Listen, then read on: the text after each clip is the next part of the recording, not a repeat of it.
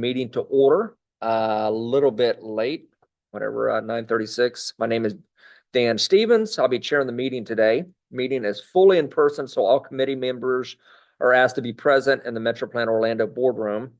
Still have virtual participation for the public. I'll ask all committee members to please speak clearly, use your microphone so those joining us virtually can hear us. Now it's the time for the Pledge of Allegiance. Today, I've asked Tom O'Hanlon, our committee member, to lead us in the pledge. Allegiance to the flag of the United States of America and to the republic for which it stands, one nation, under God, indivisible, with liberty and justice for all. Thank you. There are two public comment points in this meeting. Members of the public who are here in person and want to make a comment should submit a speaker card to Ms. Rachel Frederick in the back. Those attending on Zoom who want to speak can use the raise hand feature on the Zoom screen. At the July 10th MetroPlan Orlando board meeting, I informed the board of our support for the Transportation Improvement Program and prioritized project list. I also let them know that we're looking forward to more in-depth discussions about safety, especially pertaining to the Vision Zero Safety Action Plan, which is on our agenda today. We have a full agenda, so I hope we'll move through it as efficiently as possible while still making room for questions and comments. Remember, if you have any questions that don't get answered at the meeting, Ms. Horn will follow up with the presenters and get those answered. Yes, this is the Ms. Horn to which I refer. Now, with that being said, right off the bat, I'd like to point out we're usually in a time crunch. Has anybody ever noticed that in our meetings? We are rushed through. We preface our meeting. We have a full agenda, so I hope we can move through it.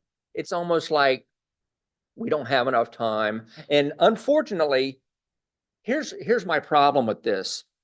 Is that we have time for presentations, which are valuable information. I got that. But the charge of this committee is to go through, vet the action items, and give feedback to our elected officials, to the board.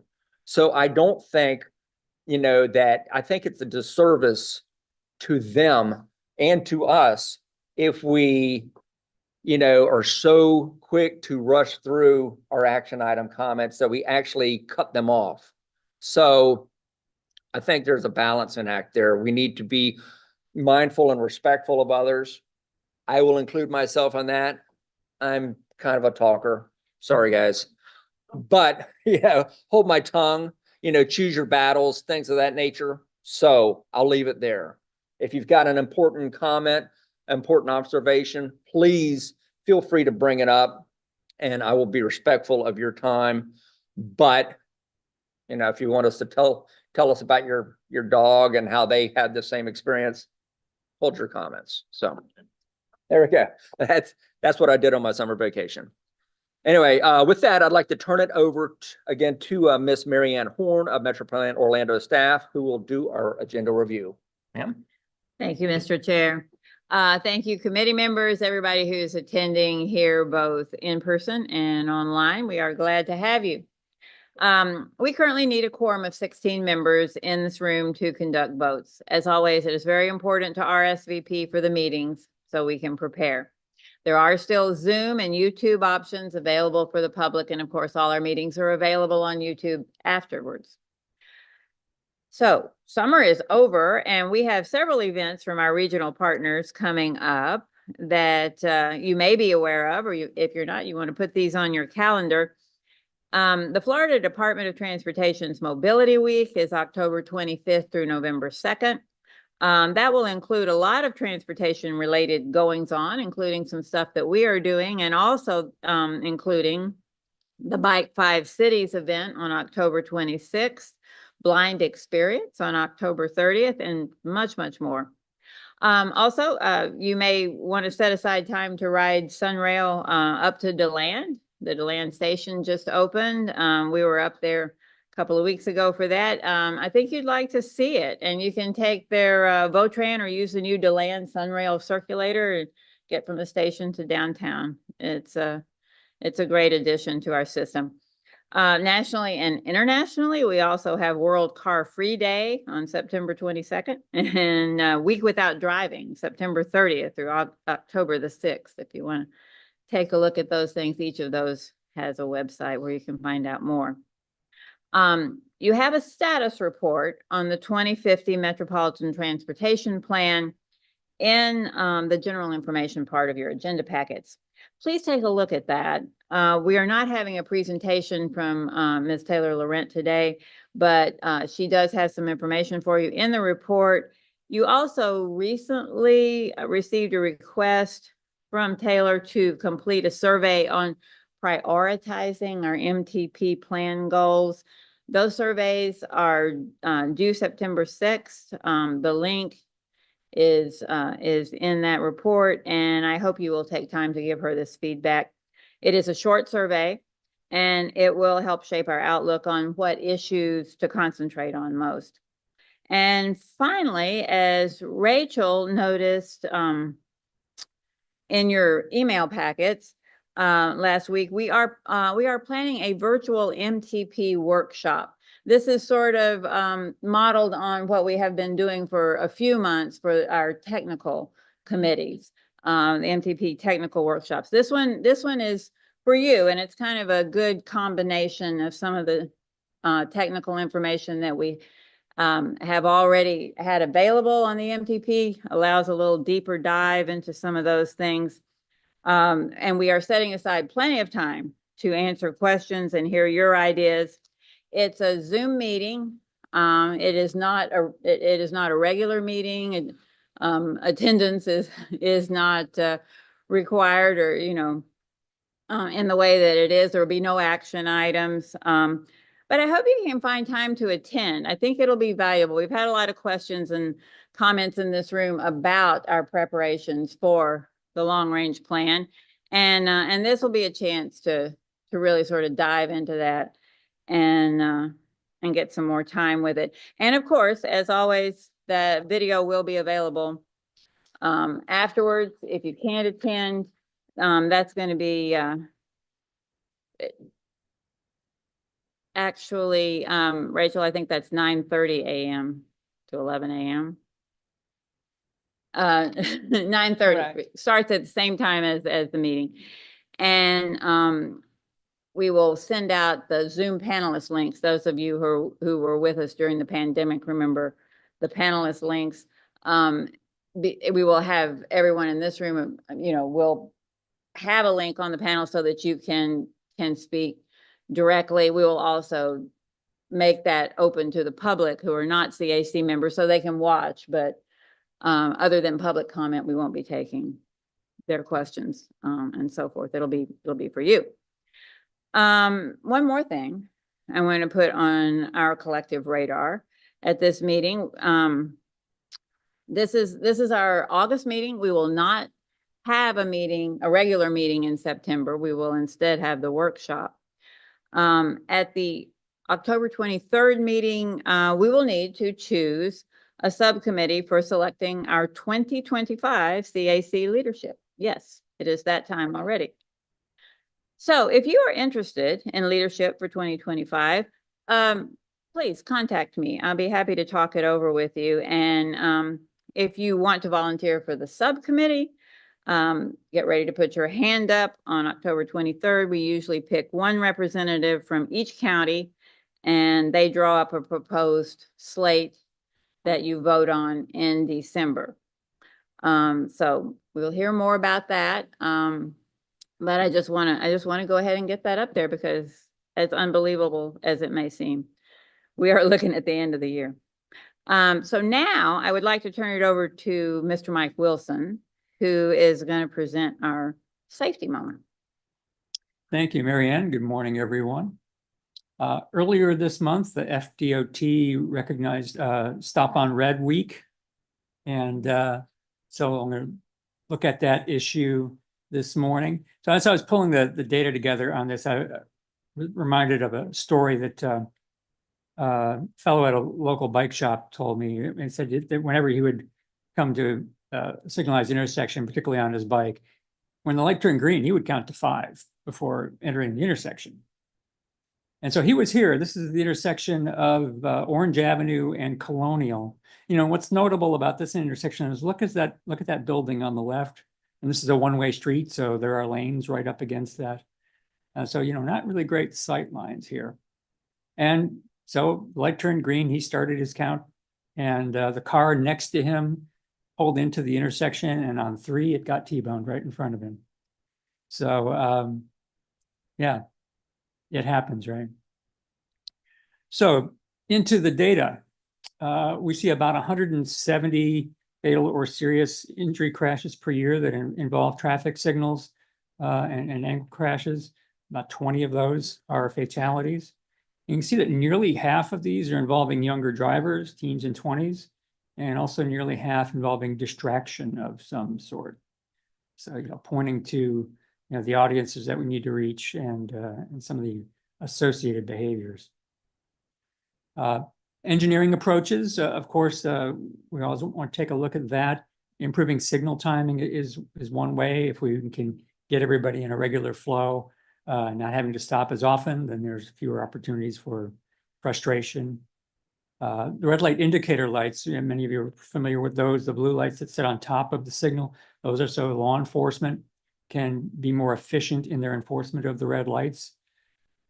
And then, of course, there's always automated enforcement, which, you know, has its controversy, but well established. And another option is to just replace the signal with a roundabout. We get rid of those high-speed movements and those angle crashes. We might see some low-speed sideswipe type of crashes, but not the serious ones. And then on the behavioral side, as I mentioned earlier, right, the younger drivers, so improving on our driver training, enforcement of distraction, and for all of us just to be more defensive, whether we are driving a motor vehicle, a bicycle, or if we're walking, recognizing that other people out there are going to make mistakes and to look out for them. And that concludes my safety moment for this morning. Thank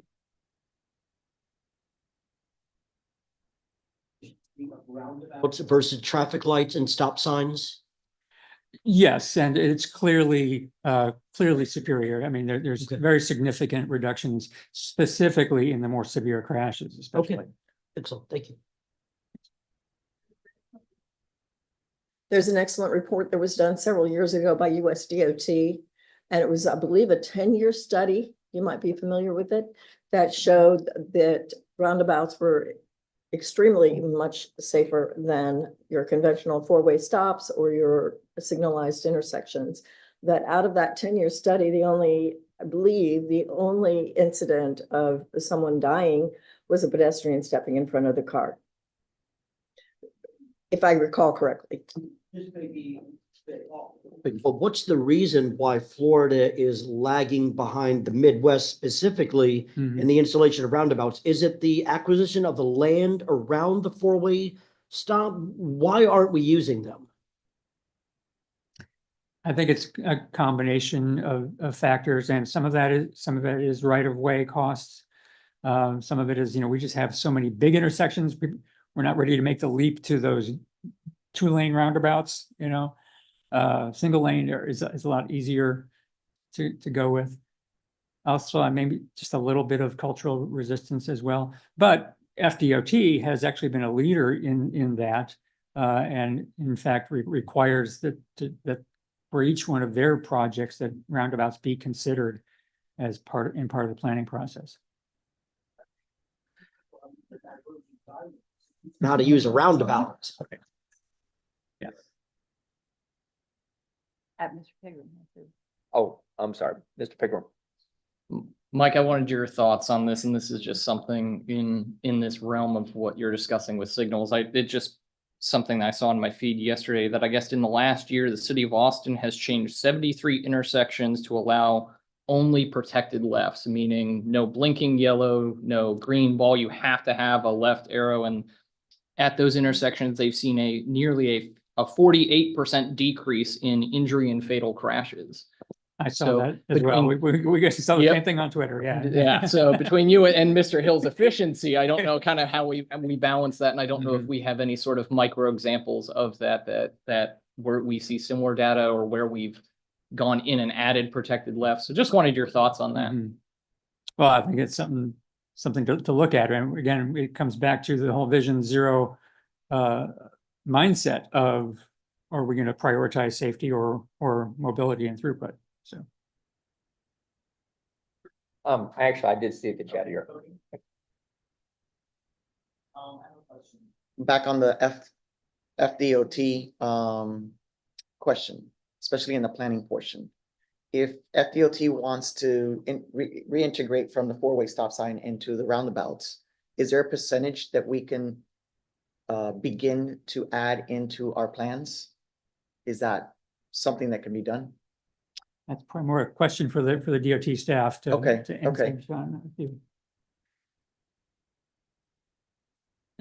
Sorry, I was listening, but I'm not quite following. Are you asking if there's a percentage of? Yeah, as far required- as planning is concerned, Mhm. for future planning, Right, if we decide that that is the much safer route to go, is to reintegrate, you know, especially when we're doing the conversion and the diamond conversion, we want to reintegrate to roundabouts. Does DOT have a plan currently that will allow the different municipalities to change strategically in a percentage base year by year, so that eventually there's a larger amount of roundabouts, as opposed to, we're gonna do this one this week, or we're gonna do that one that week?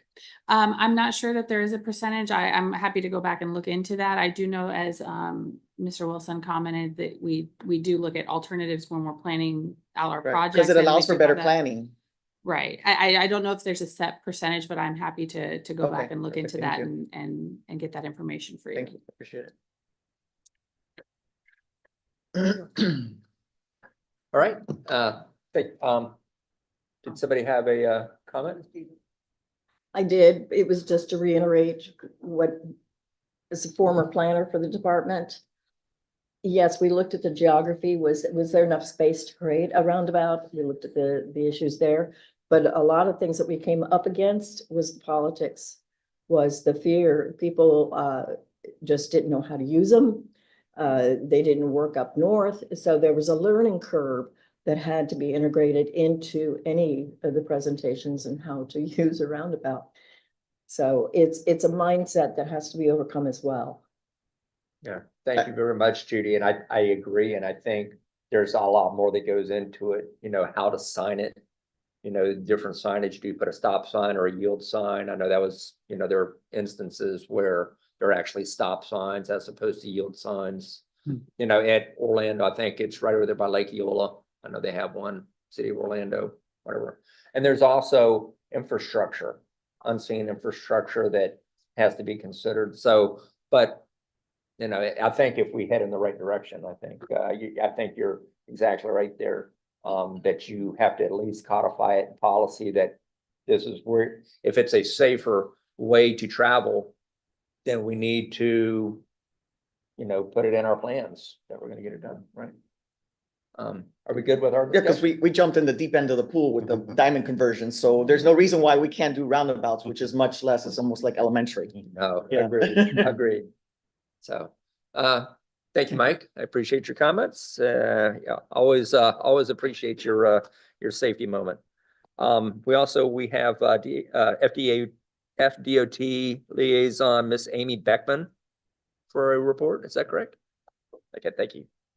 Good morning, everyone. I'm going to start off a little bit different today. I've got just some brief information. I'm going to send an email to Ms. Horn after today, giving you dates. Back in July, we started talking about our Florida Transportation Plan, our 2055 transportation plan for the state of Florida. And there were some focus groups. If you remember, we talked about safety, resiliency, and you could join those and participate. The second round is coming up starting at the end of September. So I'm going to send those dates rather than go through them all here. Additionally, there's a virtual open house the third week of September. Again, I'll put that in the email, as well as there's a local in-person regional workshop where citizens can reach out and talk to community partners about concerns and whatnot. There's a location in Winter Park coming up in mid-September. I believe there's one closer out, so you don't have to traverse west to east, out in Haines City, I think, and I'll get that information in that email later today out to Ms. Warren. So first things first. Second, I wanted to talk about a traffic advisory that we do have in place very quickly for the Sand Lake Lake Road interchange. There is going to be some closures overnight from as early as 11 p.m. going to 6 a.m. In order to get some bridge structure. We have to put some very large beams, 72, 75-ton beams. We have to have several cranes. So we're going to be closing that intersection at I-4 and Sand Lake. And they'll be rerouting. We will be doing it. Actually, it's currently going on the 25th through the 29th, September 3rd, and then September 9th and 10th as well. So just wanted to bring that to your attention. And to end on a little bit of a happy note, hopefully, recently the American Association of State Highway and Transportation Officials, otherwise known as AASHTO, held their American Transportation Awards. It is a prestigious recognition of transportation projects that impact communities and increase connectivity and mobility for bicyclists and pedestrians, enhance traffic efficiency, and improve safety. So Florida is part of the Southeastern regional area. It is 8 different states that are in that Southeastern region. Among that region, there were 25 nominations for project project awards. Out of those 25, 10 were selected, and the only two to be won out of the state of Florida were right here in D5. So District 5 and the Metro Plan area is home to the two winners of these American Transportation Awards for the Southeast region. First one, thank you. Yes, some good news, right? Some good news for a Wednesday. So yes, these are excellent projects. So the first one was the Wekiva Parkway Section 7A. It won for the Quality of Life and Community Development category. Just to give you an idea, that was described as innovative projects that provide a better solution to connect their communities to businesses, jobs, healthcare facilities, recreational activities, while encouraging a mix of transportation modes. Priority is given to projects that enhance and support transit and non-motorized transportation. Project nominees had to demonstrate community involvement and interaction and illustrate the public benefit for customers or users. So Section 7A transforms 3.5 miles of the corridor into an elevated expressway with parallel non-tolled frontage roads for local traffic. It enhances safety not only for people, but also for the wildlife. This is the river basin that is home to over 25 springs, as well as the threatened species of the black bear. And the roundabouts, hot topic today, roundabouts are put in at the cross streets to limit left-hand turn collisions for those in the adjacent neighborhoods. This parkway stretch is relieving congestion on the local roads, improving commutes, and making it easier to travel to key destinations in Lake Orange and Seminole counties, with over 24,000 vehicles a day using this section. The next award went to the Orange Blossom Trail Pedestrian Safety Improvements Project. It won in the category of small project safety. It is described as a project that were completed to address safety concerns and issues, and were successful in doing so. Through the use of proven countermeasures, projects in this category serve as success stories for other transportation agencies looking to try something new or innovative to drive down crashes. Projects in this category should consider all road users, including those vulnerable road users. In particular, I know this was a question we've had about the 2055 FTP, whether we're looking at other things. So this is one of those categories where we're able to exchange information across the different DOTs in the nation. So Orange Blossom Trail from Holden Avenue to 34th Street has seen 70 pedestrian and bicycle involved crashes with 57 injuries and 13 fatalities between the time period of 2014 and 2019 when we started looking at this. It's a 1.2 mile stretch, and it was deemed the deadliest corridor for people walking and biking within Central Florida at that time. So FDOT made it its mission to end crashes in the area.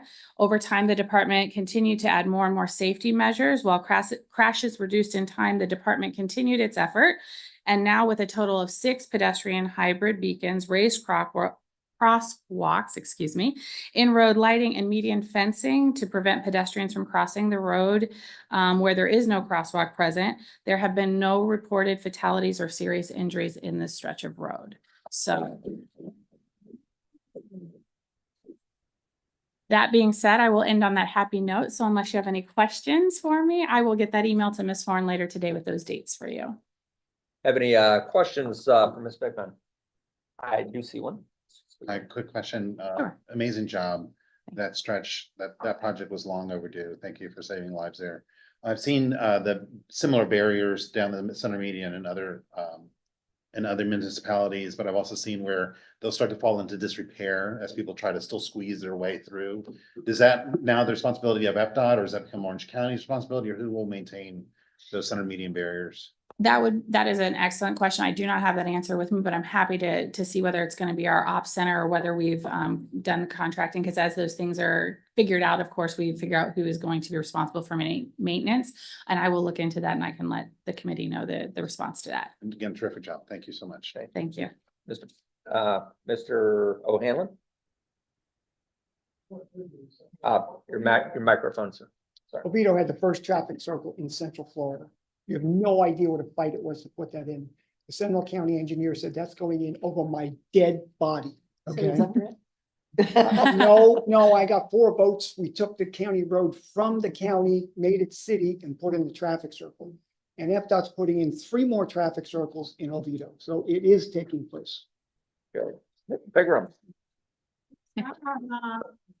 On the OBT success, I'm wondering, as part of, the design analysis for where to put those crossings and the frequency, there would have probably had to have been a master study of that area for where incidents were occurring and movements.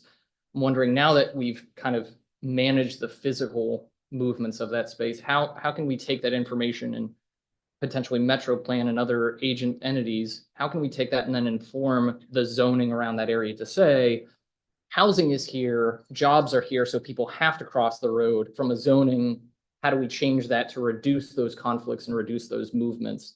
From everything we've learned here, how do we take that success and then do something more with it? I do know that we are with this particular study, it's still ongoing, right? I believe we completed last October, so we're just coming up at a year. So we're looking at those things, but I can absolutely reach out to the project managers and see what their plans are for distributing those results to the municipalities so that they can, and counties, so they can use that in their development planning. Because I do know several cities are kind of working on those long range plans right now for that. So that could be helpful, but I will definitely reach out and see when they plan to have any of those results out. Wonderful. Thank you. Mr. Bala? There we go. So kind of on a tangent, FDOT is doing the extension from Sand Lake Road all the way out to Haines City 27. Is there any way that you could send Ms. Horn the plans for that extension? So just so we can see where are the on-ramps, where are the off-ramps, where are the entrance lanes for the expressway, for the tolling lanes going to be? I know that those plans are very much in flux, but I can look in to see what I am able to get. We do have a corridors programming office that's kind of taking over that section, because there's some to keep the continuity between Metro Plan and Polk County TPA, because it goes TPO and goes back and forth. So I can reach out to contacts to see if they have those decisions made and where they're at and try to get those to you. That would be great. At least so we can see preliminary, where's the train station going to be if it ever comes down that corridor, where the on-ramps, off-ramps, where the entrances into the toll lanes. I'd appreciate that. Thank you. Absolutely. I will look and see what I can get for you. Thank you. And Mr. Caesar? Yeah, with the success of the OBT replication, are there any plans for FDOT to replicate that in other places in the tri-county area? So safety is at the forefront of everything we do. We try to incorporate and do safety and look at what we can do to make everything safer, whether it's a maintenance resurfacing, reconstructing of a intersection or anything like that. So we are taking the lessons from that and saying, well, this, because we put lots of countermeasures in. And so we're taking that and trying to see, well, where would this part be a good fit? We are putting a lot of PHBs in a lot of our projects when we see that there's a concern for pedestrians crossing, because it seems to be a very good deterrent and for unsafe practices around the pedestrians. But we are taking those and we are looking at those wherever we are able. And I guess we wrap up our comments with Ms. Rogers.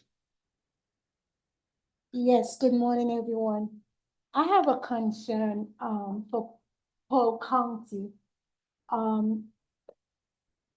do you all have any, in the future with, improving the safety in that area? Like, for an example, the Marigold area goes right down to going toward Haines City from that back road. I'm not familiar. I'm sorry, which road?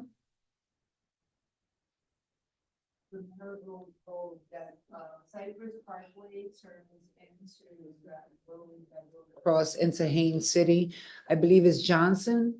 Ms. Gus, would you know the name of that one? Okay, so it's Marigold that turns in, actually Cypress Parkway that turns into that area of Marigold. Okay. But it Cypress. takes you right in Cypress Parkway, takes you right into Haines City. Okay, I'll cut off this. Only because, first of all, Polk isn't actually within our Metro Plan Tri-County area, but also this is something that you can bring to Amy afterwards. I will attest, she was really good. I've sent questions to her and she will find you answers. So if you want some answers, she can help you track that down, so. yeah, I'll make sure I see you afterwards and I'll give you a card so you can reach out to me. Yes, Thank you. you so much. We appreciate your time. Like to ask Miss Rachel Frederick to call the roll, please.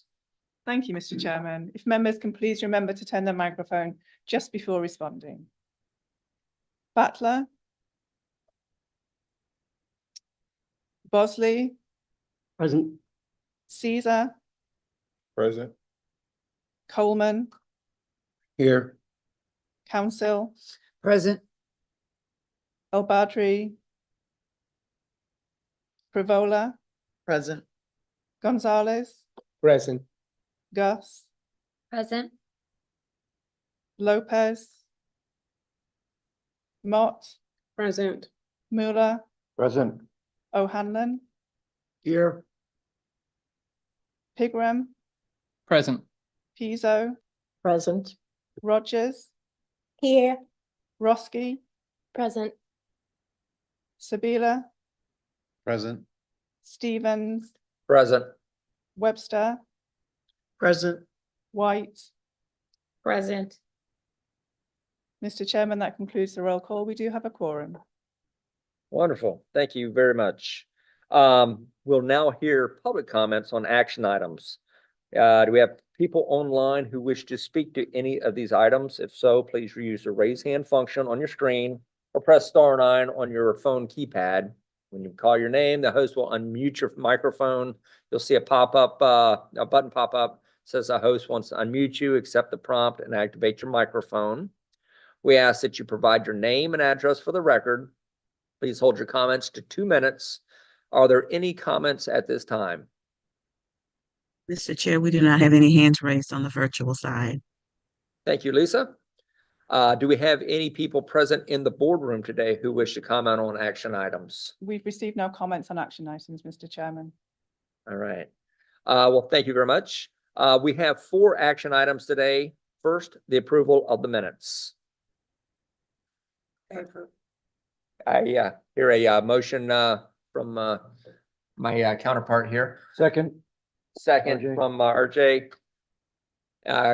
Questions, comments, discussion? Time for a vote. All in favor, say aye. Aye. Opposed? Hearing none, the motion passes. Let's see here. Next, we're considering a request to recommend approval of 4 amendments to the Transportation Improvement Program. Information is provided in tab 2. Hear from Mr. Jason Sartorio of Metro Plan Orlando. Mr. Sartorio, you have the floor, sir.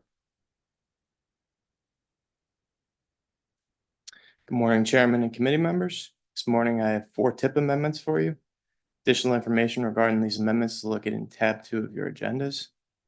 The first amendment will increase construction funding of local funds in fiscal year 2025 for the Central Castleberry Connectivity Improvements Project from Hibiscus Road to Marigold Road. And the next 3 amendments are for new projects supporting links with transit enhancements. All 3 projects received congressional earmarks for funding for capital in fiscal year 2025. And these projects include bus shelter refacing and bus shelter solar technology, central station bus terminal retrofitting, and bus pullouts and safety enhancements.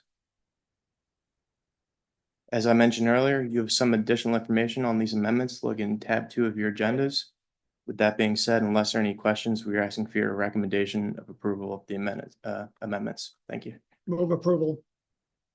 Hear a motion for approval from Mr. O'Hanlon. I second Teresa Mott.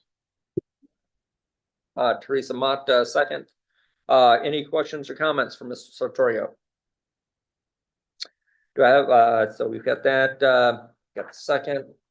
We need to take a voice vote. All in favor, say aye. Aye. Opposed? Hearing none, the motion passes. Thank you very much, Mr. Sartorio. Appreciate your time. You're sticking around, so I'm thinking you probably have something else to say. Next, we're asked to recommend approval of an amendment to the TIP that will roll forward projects from the previous TIP. Supplemental information is provided in tab 3. Mr. Jason Sartorio, again, will provide the details. You have our attention. Sure. So next we have our roll forward amendment. This includes projects which had funding that was originally programmed in last year's TIP for fiscal year 2024. And these funds were not committed by the end of the fiscal year on June 30th. So they automatically roll forward to fiscal year 2025 in FDOT's new adopted 5-year work program, which came out in July. So we have to amend our TIP to include these project funds so that we can remain consistent with FDOT's work program. This does not affect the cost or schedule of these projects. And as many of you know, this is a routine procedure that we go through at about this time every year. The information regarding this amendment is located in tab 3 of your agendas. And with that being said, unless there are any questions, we're asking for your recommendation of approval. Thank you. Move approval. Second. Second, motion by Mr. O'Hanlon, second by Melissa. Council. I'm sorry, maybe it's too early. Do we have any discussion? Do we have any questions for Mr. Sartorio? We jumped in there. You guys got me all scattered here. So questions, comments? I think as you pointed out, it's the same thing we do every year. So voice vote, all in favor, say aye. Aye. Any opposed? Hearing none, the motion passes. Finally, we're asked to recommend approval of the draft Regional Vision Zero Action Plan for Safety. More information is provided in tab 4. Mr. Mike Wilson, Metro Plan Orlando, provide the details. Mr. Wilson, you have the floor, sir. Thank you, Chairman Stevens. Good morning again, everyone. We're at the end of this stretch of the road here for our Vision Zero Action Plan. Looking for your adoption. It's just a little bit of review of the comments that we received. You know, you all had a chance to look at the plan, and so rather than rehash that, just go talk about what we got back and what changes we've made. So you know, y'all had about a month or so to look that over. We not only did it go to the committees, but to the general public through our website. We did some survey work to get your feedback in a general manner. We also had another task force meeting to get their specific feedback, since they've been very deeply involved in that process. Some of the survey results, you can see here that, you know, generally everyone felt that the plan was did a good job of communicating the issues, and that would be effective at our goals. People also felt that it was a good process for them to participate in, that their feedback and input was well respected and worthwhile. The type of feedback that we got, of course, is the typical things having to do with spelling and glossary and, you know, phrasing, etc. But also we got into refinement of some of the action items, some suggestions for improvement of just making the document more readable. There were some specific questions about some of the specific actions going forward, some clarification on that. And then some of the particular locations that were identified, and those actions as well, some clarification on those. So substantively, the changes that we added a what's next section to the executive summary so that people understand that this is just the beginning of our planning process and where do we go from here. In our top 30 corridors and intersections section, noting that the maintaining agency of the corridor rather than the general location of it. So people have a better handle of who's going to be responsible for making the changes there. We did an update of our engagement statistics. We added some additional detail for the road safety audit action plans, particularly in the earlier phases, the tier 1 and tier 2. And then there's what we call tier 0. These are the projects that are already in progress that would have some impact on safety. And so adding some detail to that whole process so that we have a better handle on how these projects perform from a safety standpoint. You have a resolution before you to consider. And so it's going to set that horizon of reaching zero by 2050. And also importantly, that it ties our Vision Zero plan to our Metropolitan Transportation Plan, which we're just kicking off. So all of this work will feed into that and inform that MTP.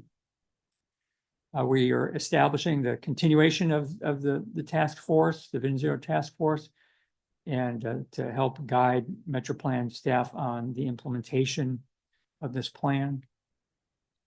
We're committing to annual monitoring of the plan and our performance as a region, as well as refinement on an ongoing basis of the action plan.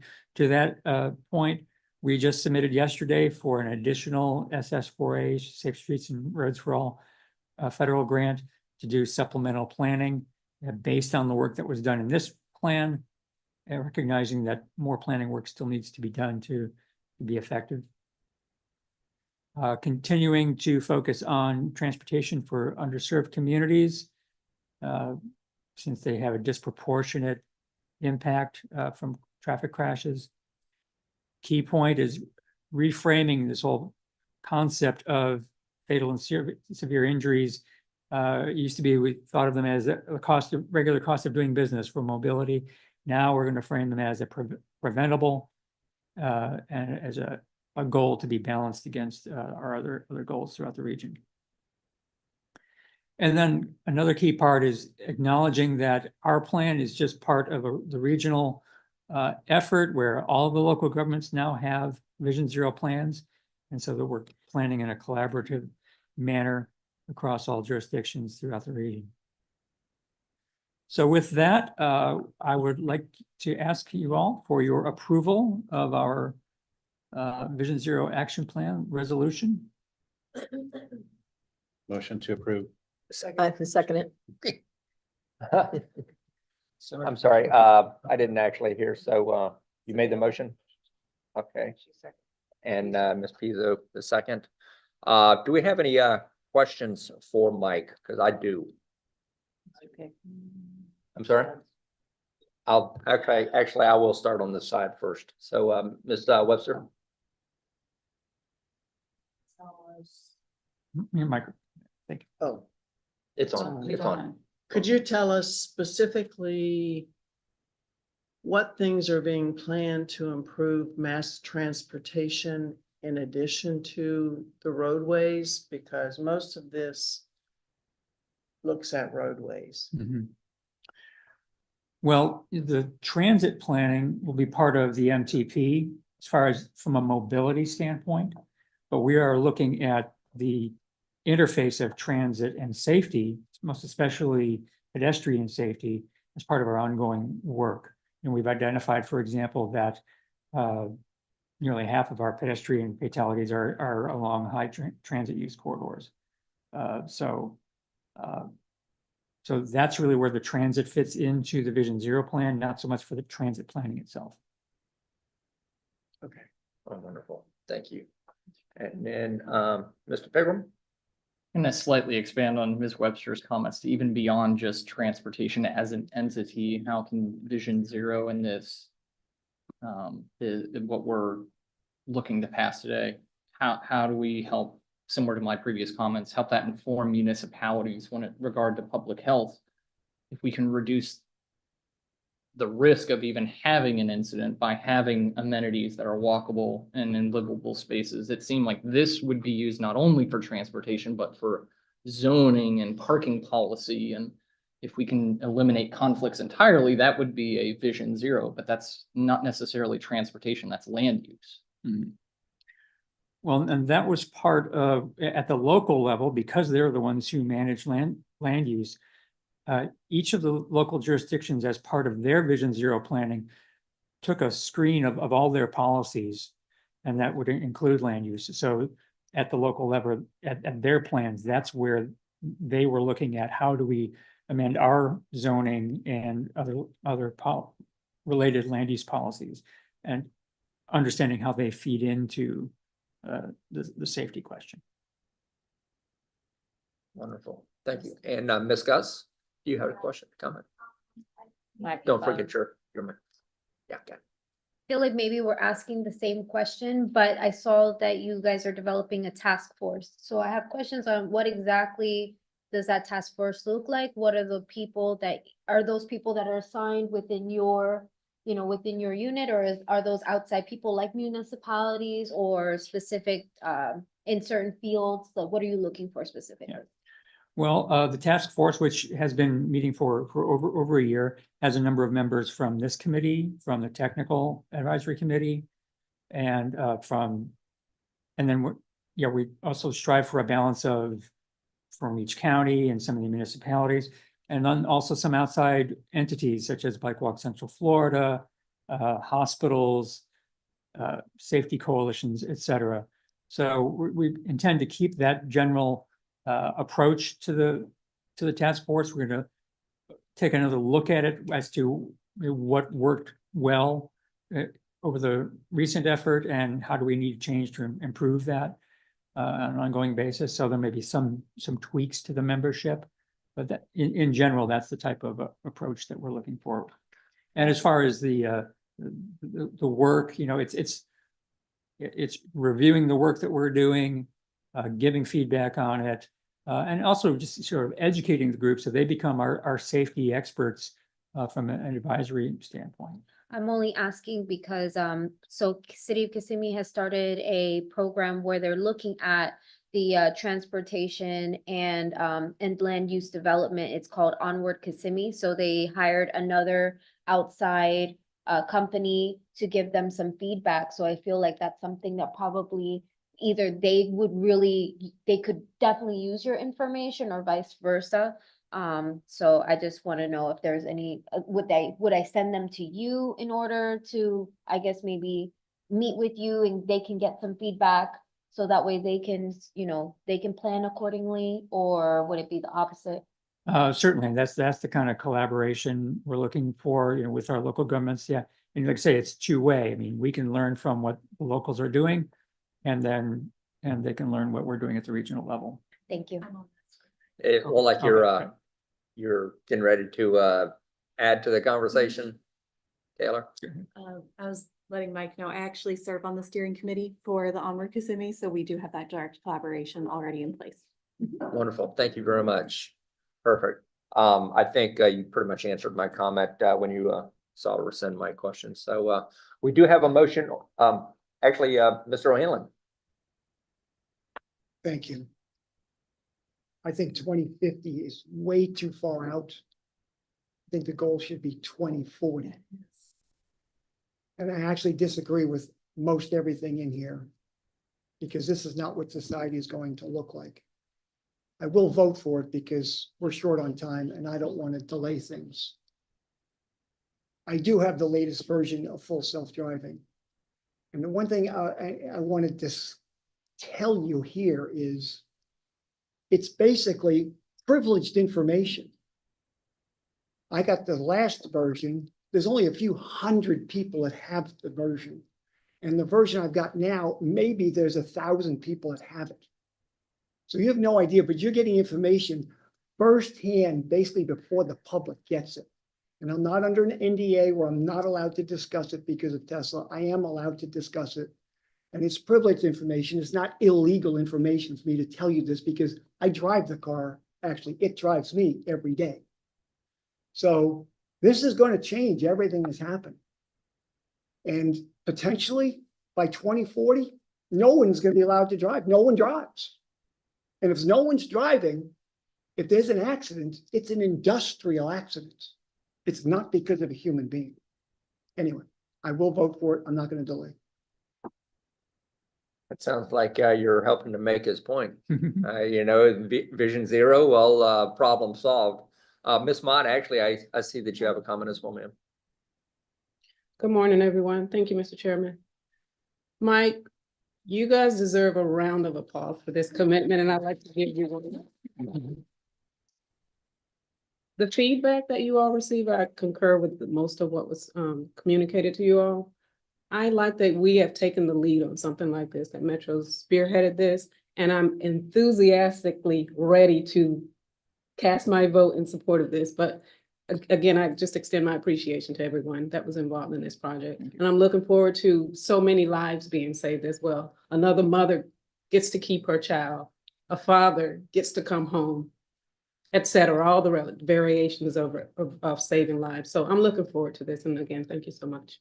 That concludes my comment, Mr. Chairman. Wonderful. Well, with that being said, we do have a motion on the table and we've had our discussion. So let's take a vote. So all in favor, say aye. Aye. Opposed? Hearing none, motion passes. Thank you very much, Mike. I appreciate it.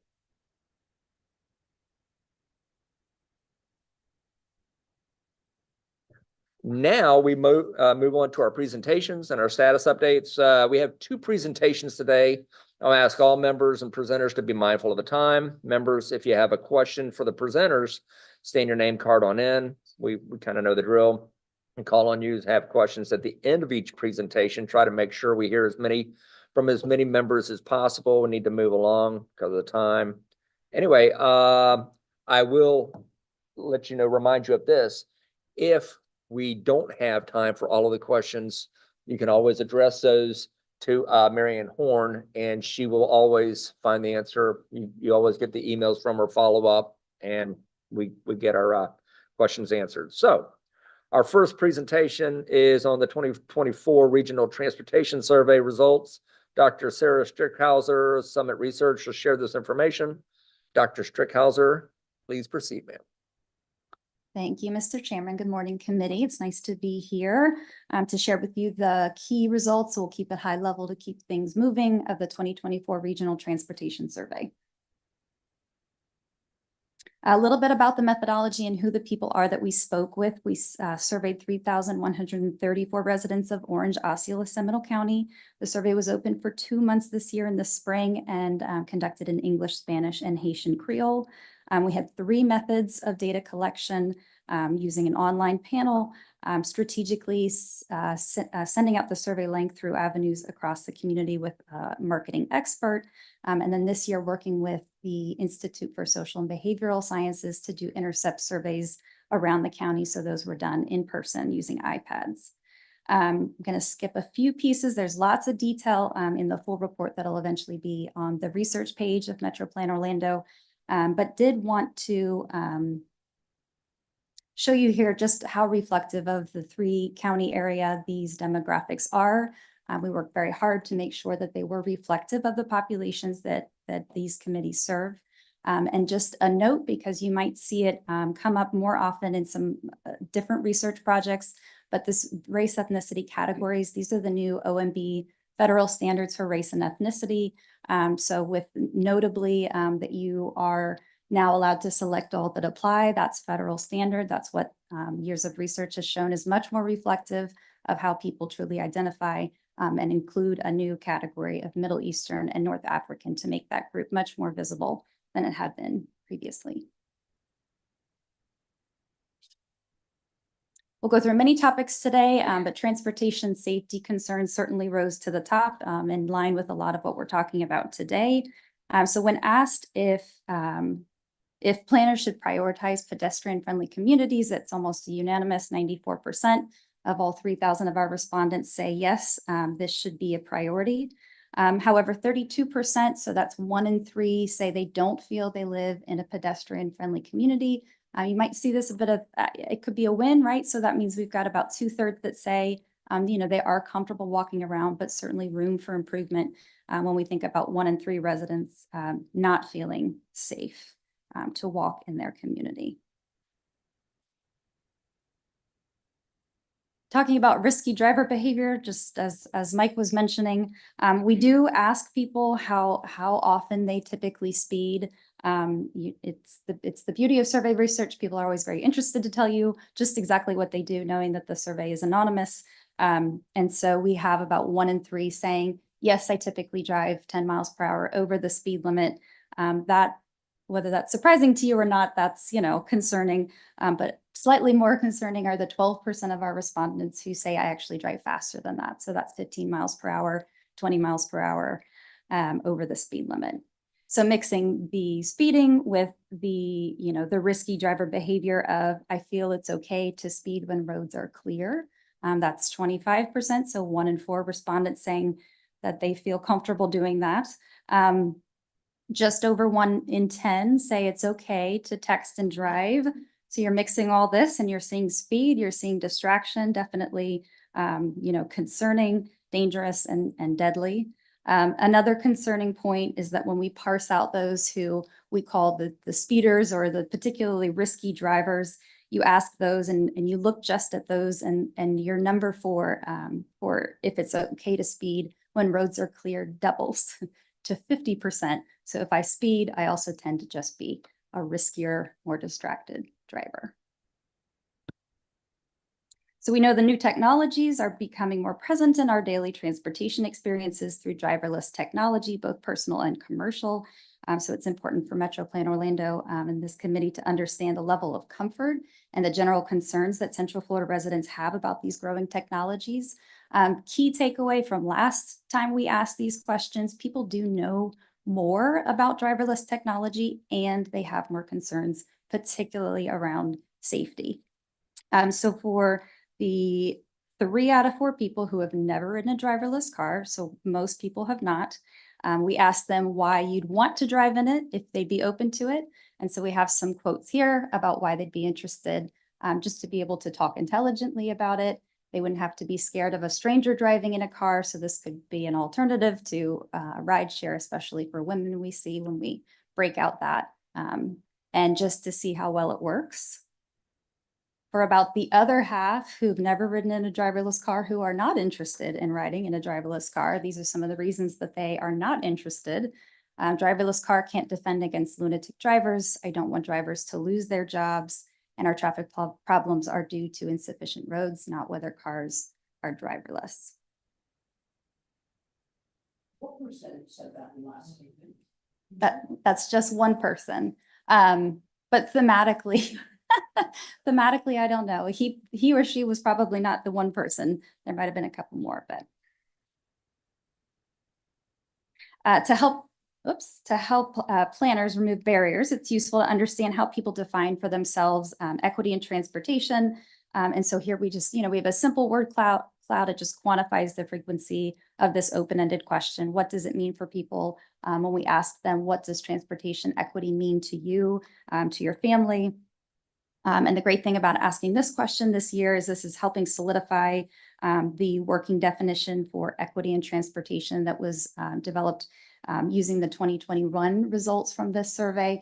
So that will continue to ensure that the sentiments of our residents around this topic are captured and reflected in that definition. For our pedestrians and cyclists, for our Lynx riders and Sunrail riders who we identified using just, asking the question, do you typically walk or bike, use Lynx or Sunrail to get around Central Florida? Here are our top transportation challenges for those groups. So for pedestrians and cyclists, uncertain weather conditions was top for both of them. They did not feel safe because of unsafe driver was second top challenge for both of them. For pedestrians specifically, it's no sidewalks. And for cyclists, it's not enough bike facilities. For our Lynx and Sunrail riders, it's that the bus and train doesn't run frequently enough, or departure and arrival times are inconvenient. No bus stops or train stations where I need them. Bus rides are too long and the train does not take me where I need to go.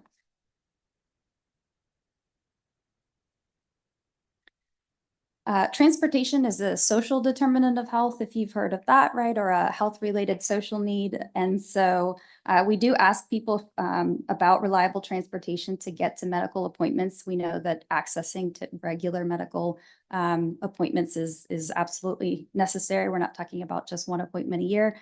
Trying to get to those appointments multiple times a year or with kids in tow, things like that. So the survey found that 25% of respondents said they skipped or missed a doctor's appointment in the past year because they did not have reliable transportation. And this is an increase of 7 points since last time we asked this question in 2021.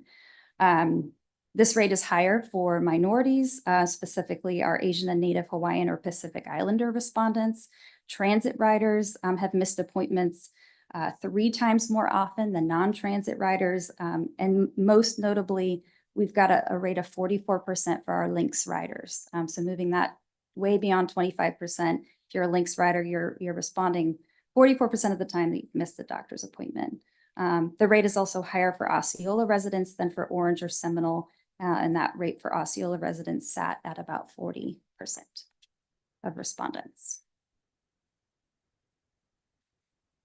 Many Central Floridians already use public transportation because we ask it. We do see that, but they desire more stops, faster service, and service on nights and weekends. And a new question this year, when asked if parking were made significantly more expensive, would respondents consider taking Lynx or Sunrail? We've got like a third split. So like a third say, yes, I would consider taking a bus or train if it were more expensive. Another third say no, another third aren't sure. So we might, look into that a little further in the future to see if that could deter drivers from being on the road. And then a quick thank you to all of the community outreach partners that partnered with us to get the survey out. And the full plan, the full report will be on the Metro Plan Orlando research page after the presentations are complete. Thank you. Any questions? Wonderful. Thank you very much for your presentation. I did see Ms. White, you had your placard up first, so. Thank you. As you know, forgive me for my distraction of the applaud when you recognize that transportation is a social determinant of health. That is key. One of the reasons why I sit at this meeting is to represent the public health impact. I'm just curious, the 6% that mentioned that pedestrian friendly communities was not or should not be a priority. Do you have any narrative from the 6 people who voted against that? It's such a good question. It's why you could just analyze this data for months longer, because that's a great question. We didn't look into that only to, produce those high level, key results that we can all take and move forward with. But it's a great question. Who are those 6%? Where are they? Is it an income level thing? Is it, I just don't need it? But we certainly could look and look at the demographics at least and start to capture maybe why that's not a priority. Yeah, thank you. Mm-hmm. Thank you for your presentation. Thank you. Mr. Mueller, we'll start here. Mr. Mueller, and then. So just a comment to kind of bring this home, that the one slide that you showed up there that talked about speeding clear roads, and I started looking around this room and realized that I'm on. Oh, yeah, I'm on. Yeah, I started looking around the room and did a couple numbers. 13 of you, of us, don't mind doing 10 miles over the speed limit. About 10 of us will speed on a clear road. And 4 of us in here don't mind texting and driving. So that was kind of stunning to me, especially the last one, the texting and driving. Maybe it's less in here because we're more educated or whatever, but that's pretty telling, I think. So that's really the only comment that I wanted to make. Thanks. And those are just the people that are telling us, right? So we'll just assume the number is a little higher, but yeah. Understood. And Ms. Frivola? I'll segue into that as being a retired law enforcement officer. It is quite higher than that. 10 over is the unofficial rule that everybody drives in pretty much in the state of Florida, because I was a trooper and I worked for a municipality. So That's pretty much the standard that folks drive. And we need to steer away from that, especially if we're going into the Vision Zero. Because if we allow 10 over, if law enforcement allows 10 over, then that's the mindset. So it has to be a zero tolerance.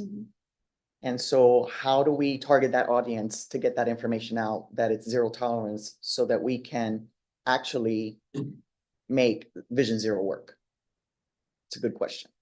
Nobody ever really brings that up. We just kind of go with the masses.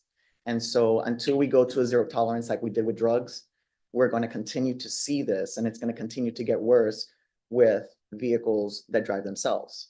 Because there is no control of that physical human being controlling that vehicle at any given point. So I think that's important. That wasn't my question, but since you brought it up, I figured I'd give you my perspective and 2 cents on it. My question is, how do you target your disabled group without violating HIPAA, and how do you even know if they're disabled? Especially when you're trying to do situations for like links and whatnot.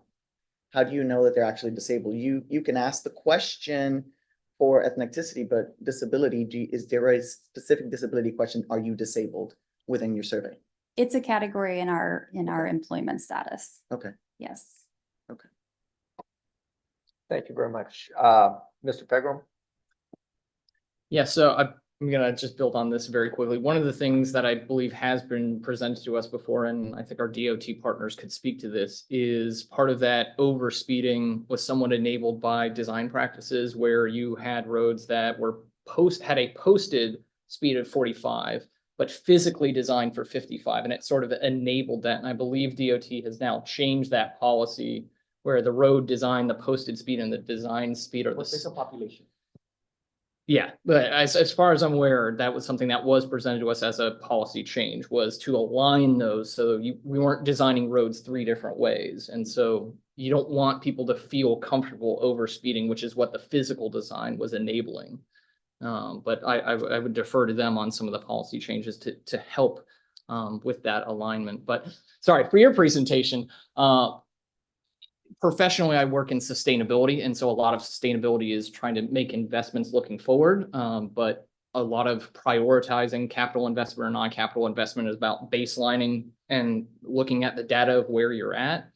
So at the beginning of your presentation, I think you said there are 3,000 respondents, and I guess where I come to is, was that the target, or what was the target? Were we aiming for 30,000 people and we got 3,000?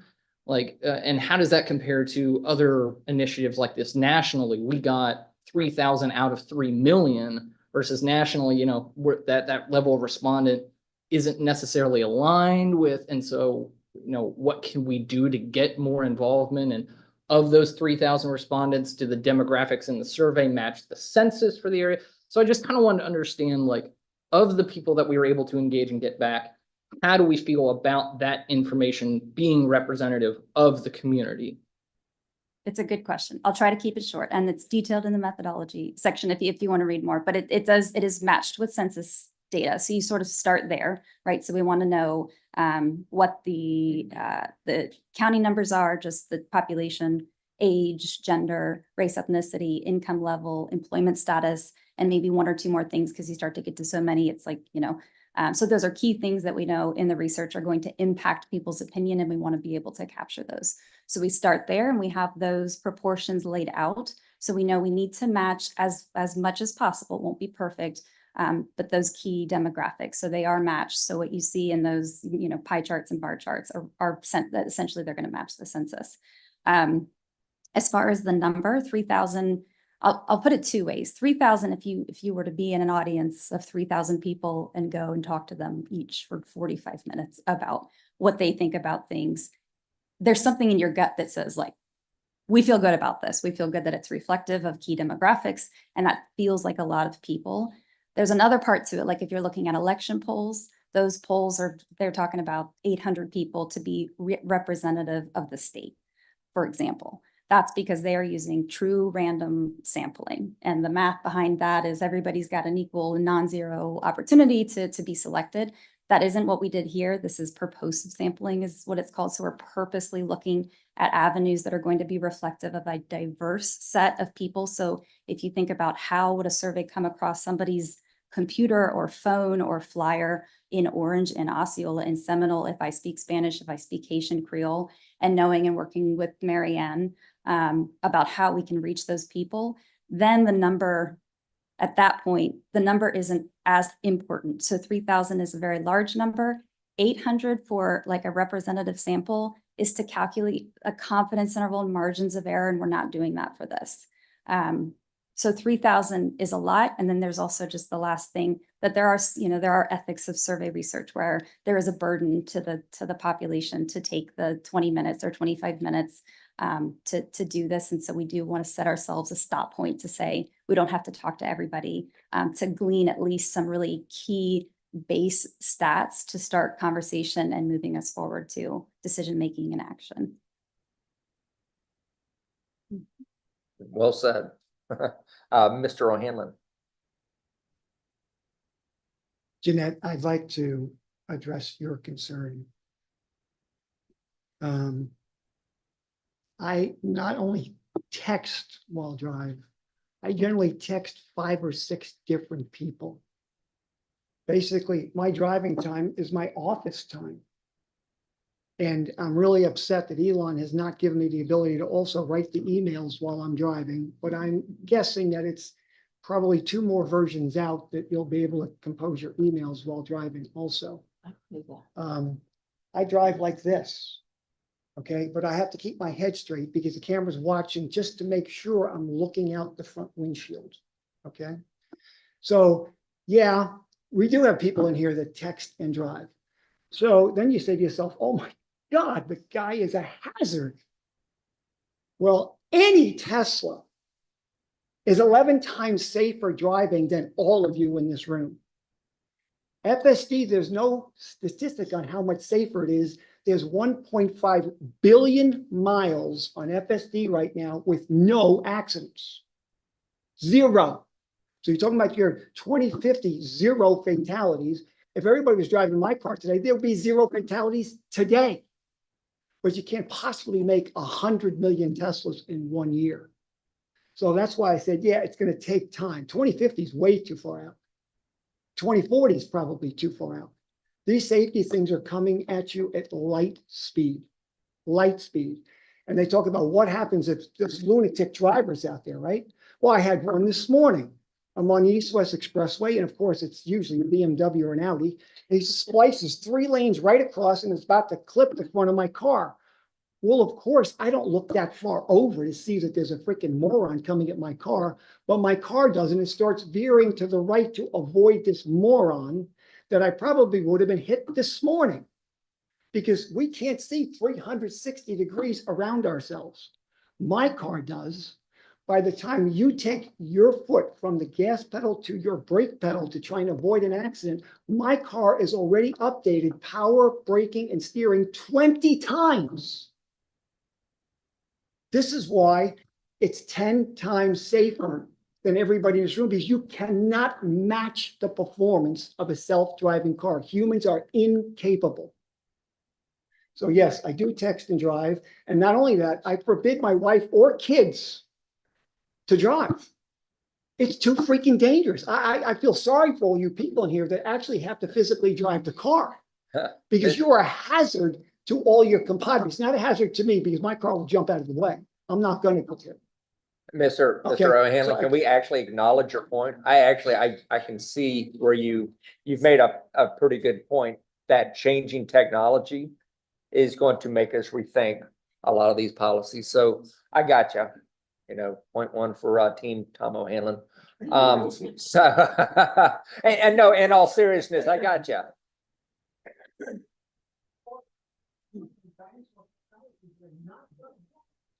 I got you.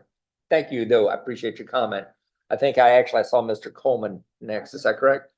Correct. Thank you, sir. Good morning, my lady. My name is Brian. I just have a few questions. First question, is there going to be like a PDF for the public opinion survey results? Yes. That we can access? It's riveting. It's All good right. reading. Marvelous. Thank you. Next, can you go back to the slide with the percentage of reliability for Osceola residents and Lynx riders? I think you just passed it.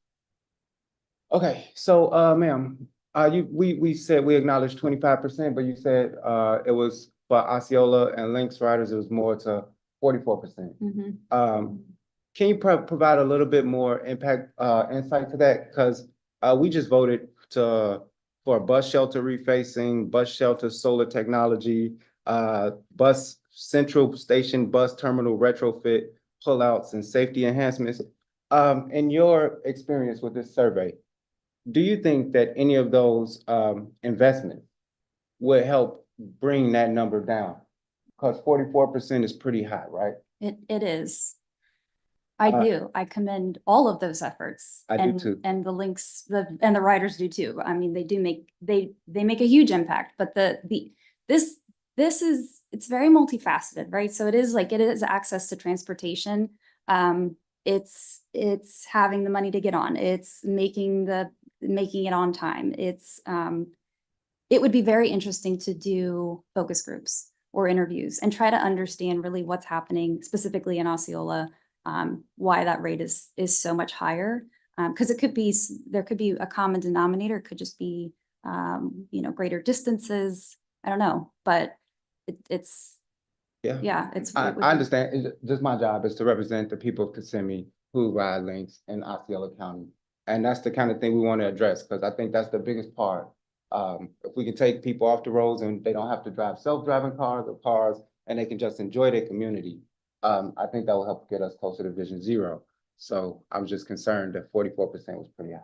There's also the thought about like clinic locations or where these people are trying to go. They just might be, that's what I mean about like the greater distance. It might just be harder to access. No, thank you. Appreciate it. If I may, Mr. Chair, before we leave, I'd like to underscore Mr. Coleman's request about a copy of the survey.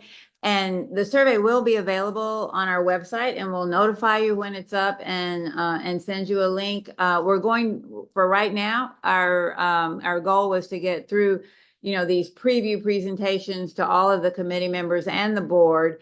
And we will be digesting a lot of this information for quite a while. So when that report is up, we will let you know and you'll be able to look at it. There's much more information in there, but we really wanted Dr. Strickhauser to give you some high-level takeaways, and then we can continue to talk about this and look into all sorts of facets of it. And our planners will be doing the same, so never fear. Thank you, Ms. Horn. Mr. Batla, you had something to say, sir? Yes. So I also text and email and make phone calls while I'm driving. I don't have a Tesla. I've got a BMW, but it was probably me. But I use CarPlay. So everything is speech to text, speech to email, speech to call. Have there been any studies done in the use of CarPlay in vehicles reducing accidents? Have we done anything like that? I haven't. I'm sure somebody has. My initial thought is that I did a research project many years ago about distracted driving, and it was very funny. If you look, it's like the DOT has the list of what they consider distracted driving, and 15 years ago, it was like even more comical because it was people painting their nails, using a fax machine, using a laptop. So distracted driving is just all kinds of things. So my thought is that Apple CarPlay is a distraction when it doesn't work, when you have to. So, but I don't know, I'll dig around.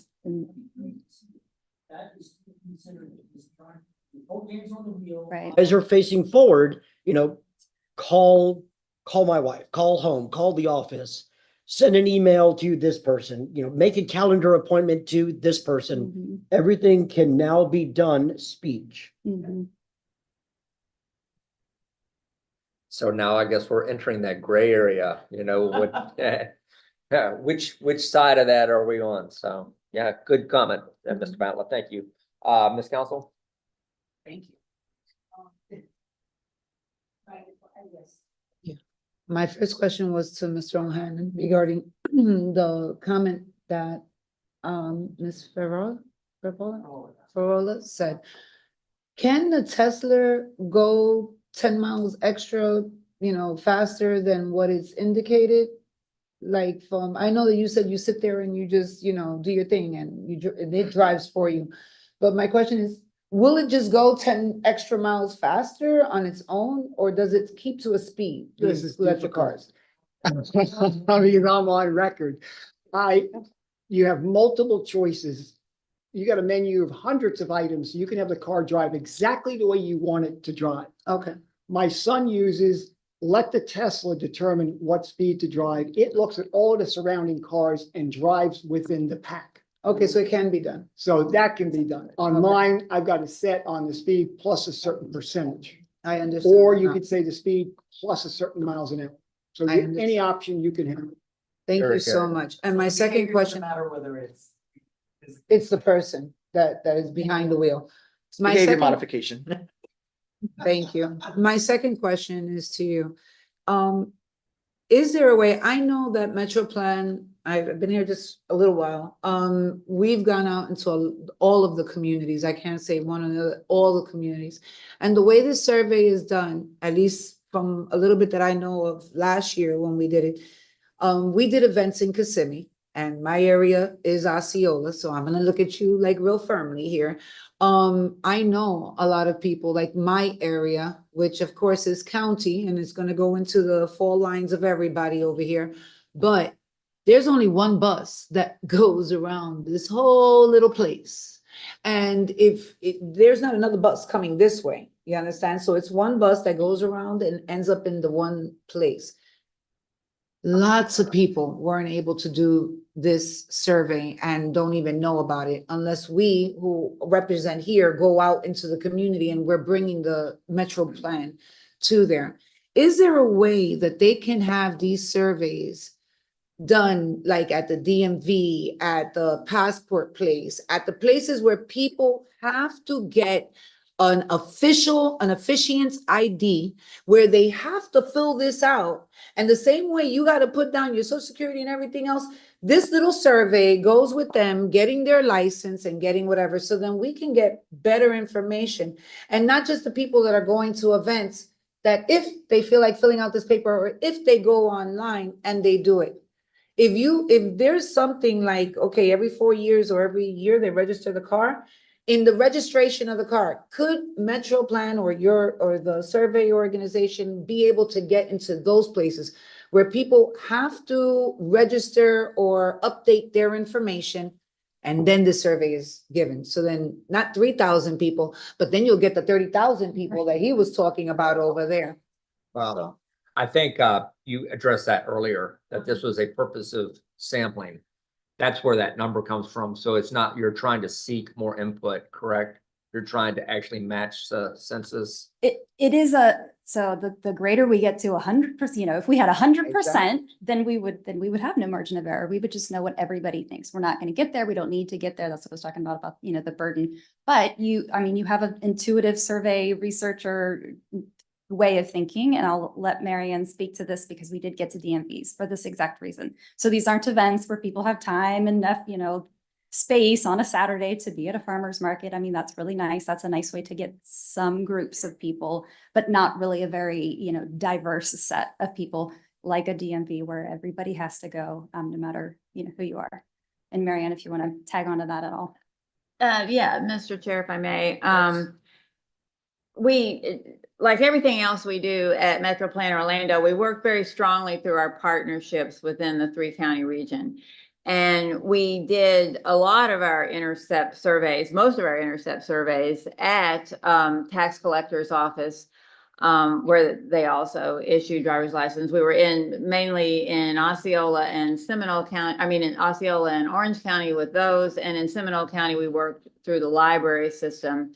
And we also worked through all of our partners in our jurisdictions who put this survey on their websites and in their emails. Our elected officials helped share the link to the survey, and it was available on social media and on our website. And we also had a marketing effort through the hospitality industry in Osceola County and several other organizations like that. So it was widely disseminated. As far as making it compulsory, this is not that kind of survey, and that would not, I don't think that would be something that would be feasible to do. We do this research every few years, every 3 to 4 years, and we build on the results that we get. It is public opinion research. It is, any of you who took it would know it is a commitment of time to take it, and we get a lot of thoughtful answers to it. But it is not something that everybody can or will take. So that's why, as Dr. Strickhauser says, we strive to get this authentic representation so that we don't have to weight any of the data, and so that we truly do represent our community without having to go to every person. Thank you, Marianne. I do see two more comments over here on my right. Mr. O'Hanlon? Yeah, I partially misspoke on your answer. When you're in a Tesla, you're a voting member in that car. So it judges what the safe speed is. Doesn't matter how high you've got it set for, it will not go beyond the safe speed. You're going down a road, even though the speed limit is 35 and there's parked cars on the side, it's not going to do more than 25 miles an hour. So you can set it for whatever you want, but the Tesla will not comply with your request. Thank you. Mr. Pegram, sir? Yeah, just following up on Mr. Coleman's comments in this slide specifically, when we looked at those links riders or discussed the links riders that were more broadly impacted, not to go down the whole minefield of the healthcare industry, but I think what I think would be interesting is understanding kind of heat mapping where those links rider major impacts were, and understanding, is there within that municipality or that area, once again, going back to policy, there was a time in this country where you could convert a single family home to a doctor's office, to a dentist's office. But now policy requires, oh, well, you have to have X amount of parking spaces to serve that. Oh, well, that plot doesn't fit those parking spaces. So now the doctor's office has to go further out. Well, to pay for that more expensive land, they need to add another patient room to pay for that additional land. And that drives another parking space. And now the plot can't fit that. So they end up going further out and further out. So policy seems to be kind of perpetuating that distance that they have to now take a mode of transportation to get there, versus going down to an amenity that was within walking or biking distance. So just wanted to kind of build, how can we take this data? And once again, like we've talked about today, policy, look at informing policy. Right, so our local healthcare systems, thinking about access as like moving from my home to the clinic, that's a transportation, but the clinic locations, there's a piece of that too. That's what I agree. Are there actually any more questions for pertaining to the presentation? Ms. Mott, did you have a question, ma'am? No. Oh, okay. Understood. Dr. Strickhauser, thank you so much. We appreciate your time presenting this. And we have a presentation from Mr. Eric Hill, Metro Plan Orlando, on electric vehicle readiness study currently underway. Good morning, Mr. Chairman and members, and Dr. Strickhauser. You make it very difficult for me now. You got an applause and I have to follow that. So again, good morning. This is an update on the electric vehicle readiness study we're completing. It's been over a quarter since we've updated you on this. This morning I have with me Hee Hong Soo with Kittleson and Associates, who's doing the work for us, them along with Eco Preserve. And we're doing this study because it's consistent with our 2045 update plan to provide sustainability for electric vehicles in our region, to address climate issues, as well as create some collaboration and consistency across the region in terms of electric vehicle supply and equipment. And then to help individuals that own electric vehicles understand that just like you travel on a road and you don't know which jurisdiction owns that road, you just know you're traveling on a road. Same thing with getting charging. You don't really care where it is, where it's located, as long as you can get that charge. So this morning, I'm just going to cover 2 of the tasks that we completed. We still have 3 more to conduct. So the first task is to look at, just give you an introduction to electric vehicles, electric vehicle supply and equipment. discuss how we've looked at this in the planning context, the regional context, talk about the infrastructure and ownership of electric vehicles in our region, EV policies, and then EV adoption forecasts. So in terms of topology, there's the electric vehicle, then there's the supply and equipment, how you charge your vehicles. And right now we have 3 different levels. We have level 1, which is kind of like transitioning out. It's like 4G to 5G. And then we have level 2 and level 3 is referred to as direct current fast charging. You see how these types of charging infrastructure is being used in terms of its application. Again, as we go down from level 1 on to direct charging, you go from single family homes, condos, to single family homes, multi-unit residential, workplace, fleet, public, and then you have fleet, public, and multi-unit residential. Each of these vary in terms of the type of charge you get and how far you go. Range anxiety is one of the obstacles that we've always seen in this mode, and it's being addressed. As technology continues to evolve, this will also evolve. In the planning context, there have been grants that are available to the states to develop their infrastructure. FDOT has done their due diligence. The FDOT Florida, the FDOT EV roadmap was a survey of ownership of vehicles. The infrastructure master plan was a response to that demand. And then they're starting to do their deployment along the interstate systems. At the local level, Osceola County is doing quite a bit in this area. They completed a master plan. Now they are applying for an electric vehicle charging infrastructure grant. City of Orlando, they developed a vision of what their ecosystem will look like and how they're going to support EVs. And then Orange County is doing a mobility hub. And this is just guidance on co-locating different modes around the county, and including electric vehicle charging equipment.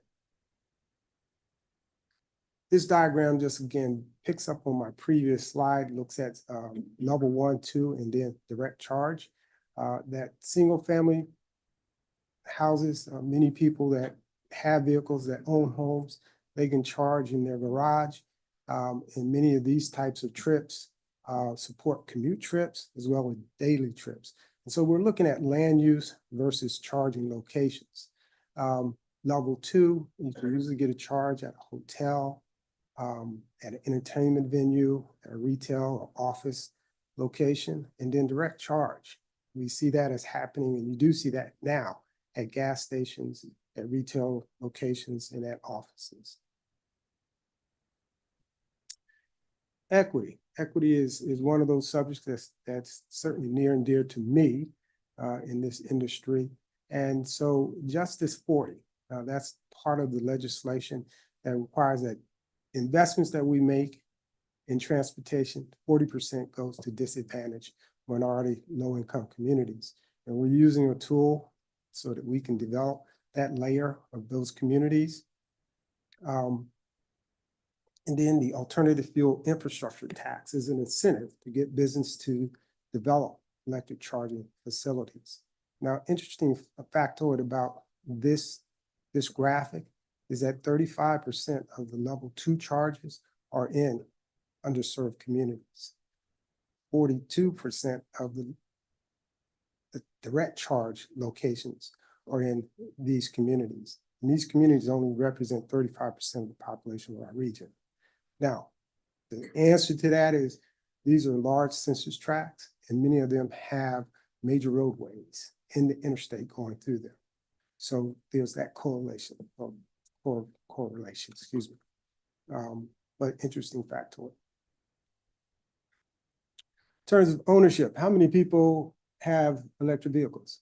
And I'm not speaking about golf carts. 1, 2. Okay.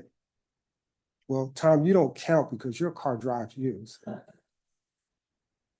Anyway, there's been a a lot of ownership growth in our region. And it tends to be at this point, now, certainly a lot of this will change, but this is a privileged opportunity for many people. Electric vehicles are not cheap to own. And so as the industry continues to evolve, as we continue to get more and more vehicles made, and one of the challenges of ownership is also charging facilities. A lot of these facilities won't work when you go to charge. The different vehicles require different types of charge equipment. Tesla is the elephant in the room here. They own a lot of the charging facilities, and some of those facilities don't charge GM vehicles. But again, a lot of this will change as the industry evolves. Here's just a graphic of the charging stations throughout our region. Again, many of these vehicles are owned in communities of affluence. And so that's where we try to locate, or where they've been trying to locate.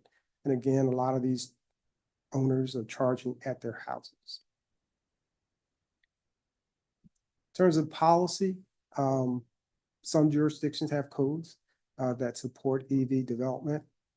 But the state has passed some legislation to create some consistency across the region. Because as I said earlier, as an owner, you don't want to go into one jurisdiction that has that does not have the equipment because their codes don't allow it or create a challenge to that. But this legislation is going to create that consistency across the state. And as part of this, moving to task 2, we have developed some topic-specific workshops.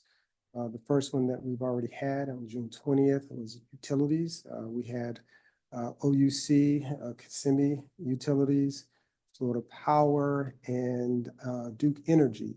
We had a workshop with their representatives.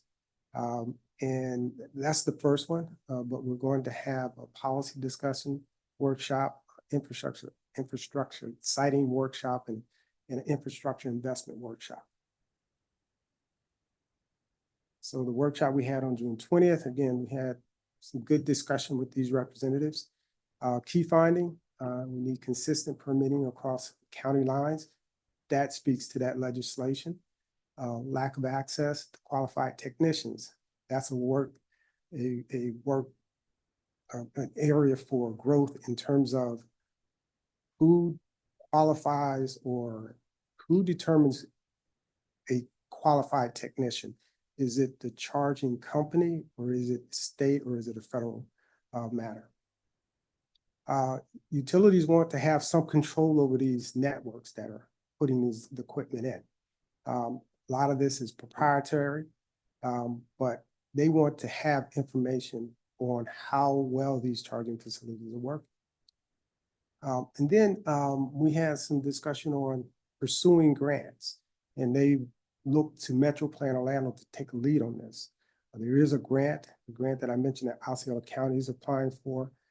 We had some discussion going for that grant, charging fuel infrastructure. And we are not at, my position was, we are not at a point in this study where we even know what to ask for. So after some discussion on some ideas, we're gonna just wait, because the sense is that this funding will still be around when we're finished. It's best that we put forth a very good, strong application as opposed to one that's just being done very quickly. The workshops I mentioned, the policy discussion is to understand the goals and policies of, excuse me, of the various jurisdictions, understand some concerns, and identify policies that can be implemented in our region. The siting workshop is to identify land use types and infrastructure to prioritize them. And then lastly, looking at grant opportunities. And that's at the end of this work. And I think at that point, we'll have a better idea of putting together an application and knowing what we want to ask for. This is sort of a repeat of what I just said. Next steps. And that concludes my presentation, Mr. Chairman. Wonderful, Mr. Hill. Nice presentation, sir. Actually, let's start right in the middle of the room here, Ms. Roski. I'm very excited to hear that this work is happening. As someone who owns an electric vehicle that is not a Tesla, it is harder to find charging stations, and I'm very thankful that I have a range extender that I can put a little bit of gas in my car and it will make me the rest of the way, because otherwise I would have been stuck a couple times, because I've gone to charging stations that they were listed on my app as in order and good to go, and sometimes they didn't even exist. So I'm looking forward to see more collaboration between like apps that actually track and map the charging stations, and just having them have more up-to-date accurate information. I also want to note that my electric vehicle is really not that much more expensive than a normal car. It's actually comparable. And with, obviously a Tesla is a lot more expensive, but having those kinds of charging stations available for just less expensive cars, I think would be really helpful to communities. Because in the long run, they save you more money because you don't have to pay as much for gas. It cost me like $3, $5 to fill up my car for 120 range, 120 miles. So. Very good. Thank you. very much. Thanks for the comment. And Yeah. we'll go through that. And I'm gonna go back real quick. When I gave the presentation to TAC, I kept this slide up. Because some of the comments I received, we'll be able to have those discussions in some of these workshops. Wonderful. Thank you, sir. You actually, Mr. O'Hanlon, I saw you sneak in there at the last second, so. Sure. Florida is an embarrassment. There's billions of dollars been allocated to put in chargers for your car. How much of the billions that Florida is supposed to spend do you think have been spent in Florida? Take a guess. Somebody. Zero. Yeah, zero. Don't know why, but it's certainly an embarrassment. And most people's cars, Tesla has agreed to basically let everybody use the Tesla charging system. Yeah. The holdup is that your car manufacturer has to integrate the software to link up with the Tesla charging station. Tesla's making the adapters available to everybody, but the adapter has to be able to go with your car manufacturer. So that's what that delay is. So I don't know how long that takes. Maybe it's another year, but hopefully in another year, anybody can drive anywhere because there's plenty of Tesla superchargers. And potentially the billions of dollars for those type of chargers we could spend and get the money into Florida. So those are probably good comments and observations for some of your workshops. Is that correct? That's why I went back to this slide. There we go. We're good to go, sir. Thank you. Thank you very much, Mr. O'Hanlon. Judy, you have something to add? My mind is reeling here. Gosh, probably 7 years ago, I think the city of Kissimmee put in charging stations, but maybe even longer. I was impressed. Kissimmee beat Orlando there. Yes. I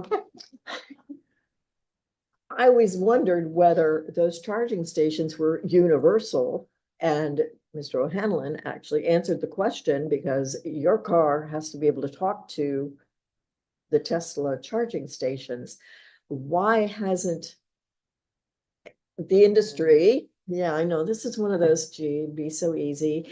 Why hasn't the industry made this a standard, just like they did on the iPhones and the other phones? And, let's have a standard charging. So there's none of this conflict. And I see it as a conflict that you can't charge at a Tesla station unless your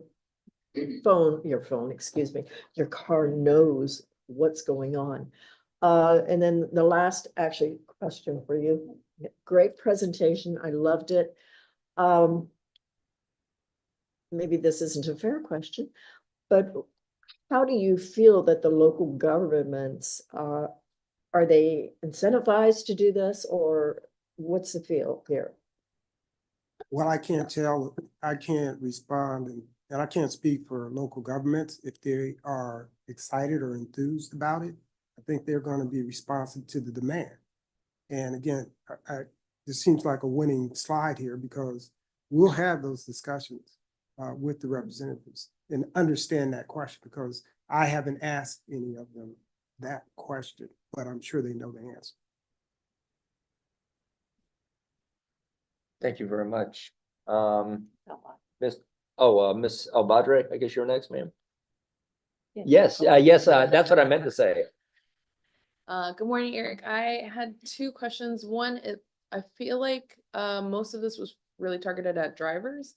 Were there any conversations with Lynx about their EV readiness and their, okay. No. This is focused, you're right, this is focused on passenger vehicles. Okay. Are there any conversations with Lynx about their EV readiness or the infrastructure required for moving their fleet from? It's part of this work. As part of anybody's work. Yeah, well, again, I hate to go back to this slide, but certainly that is part of the conversation that as a region we need to have. And I know that Lynx is moving in that direction, but I can't speak too definitively on what they're doing, but I know they are. Yeah. And the industry as a whole is starting to do so. Oh, sorry, Eric. Is there a volume on Oh, your? I'm sorry. Maybe adjust the mic up. Maybe speak louder. The reason that I ask is because there does seem like some synergy between the conversations you're having with passenger vehicles with what Lynx, from my understanding of what Lynx's experience is just generally the specific charging infrastructure for their vehicles is very different, obviously. Yes. But if you're having conversations with the municipalities and the utilities, it feels like there's a good opportunity to include some of their conversations in it as well. The second thing I had is, could you, I know you mentioned and to Tom's point, there's a lot of funding available. Seems like there's Orange County and Seminole County are kind of taking a pause to figure out the landscape first before they move forward, but Osceola County is diving in. Could you detail some of the specifics of the grant opportunity that they're pursuing and what they are planning to do with those dollars if they get them? Yeah, so what they want to do with those dollars is put infrastructure in, put the charging facilities in. Interesting thing about the charging fuel infrastructure grant that they are applying to, and their application is based on a master plan that they just completed. Interesting thing about that is that the 20% share that has to be provided, that has to come from a private entity. So, and I'm not sure what private entity they're using. So not a local government match? Not a local, no. Oh, okay. Is the utilities count as a private entity or no? They can serve as a private entity. Thank you. Mr. Mueller?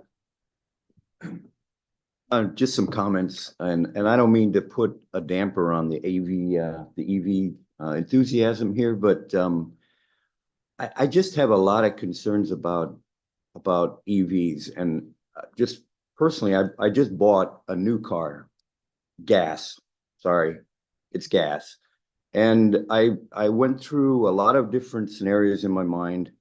Cost was one of them. It's a big cost to buy an EV.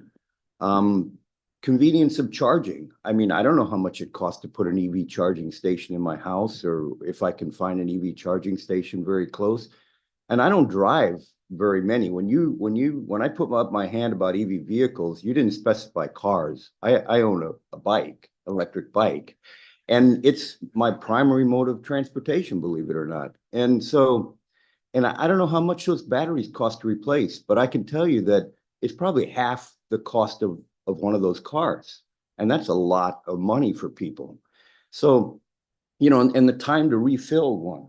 I mean, I go to Buc-ee's on my way to Savannah and I can be out of there in 5 minutes and be on the road, I don't want to have lunch while my car charges, And I even thought about a hybrid, but I discounted it because there's electric motors in there. There's there's batteries in there. So, that 2024 RAV4 that I just bought, I hope will still be around in 2041.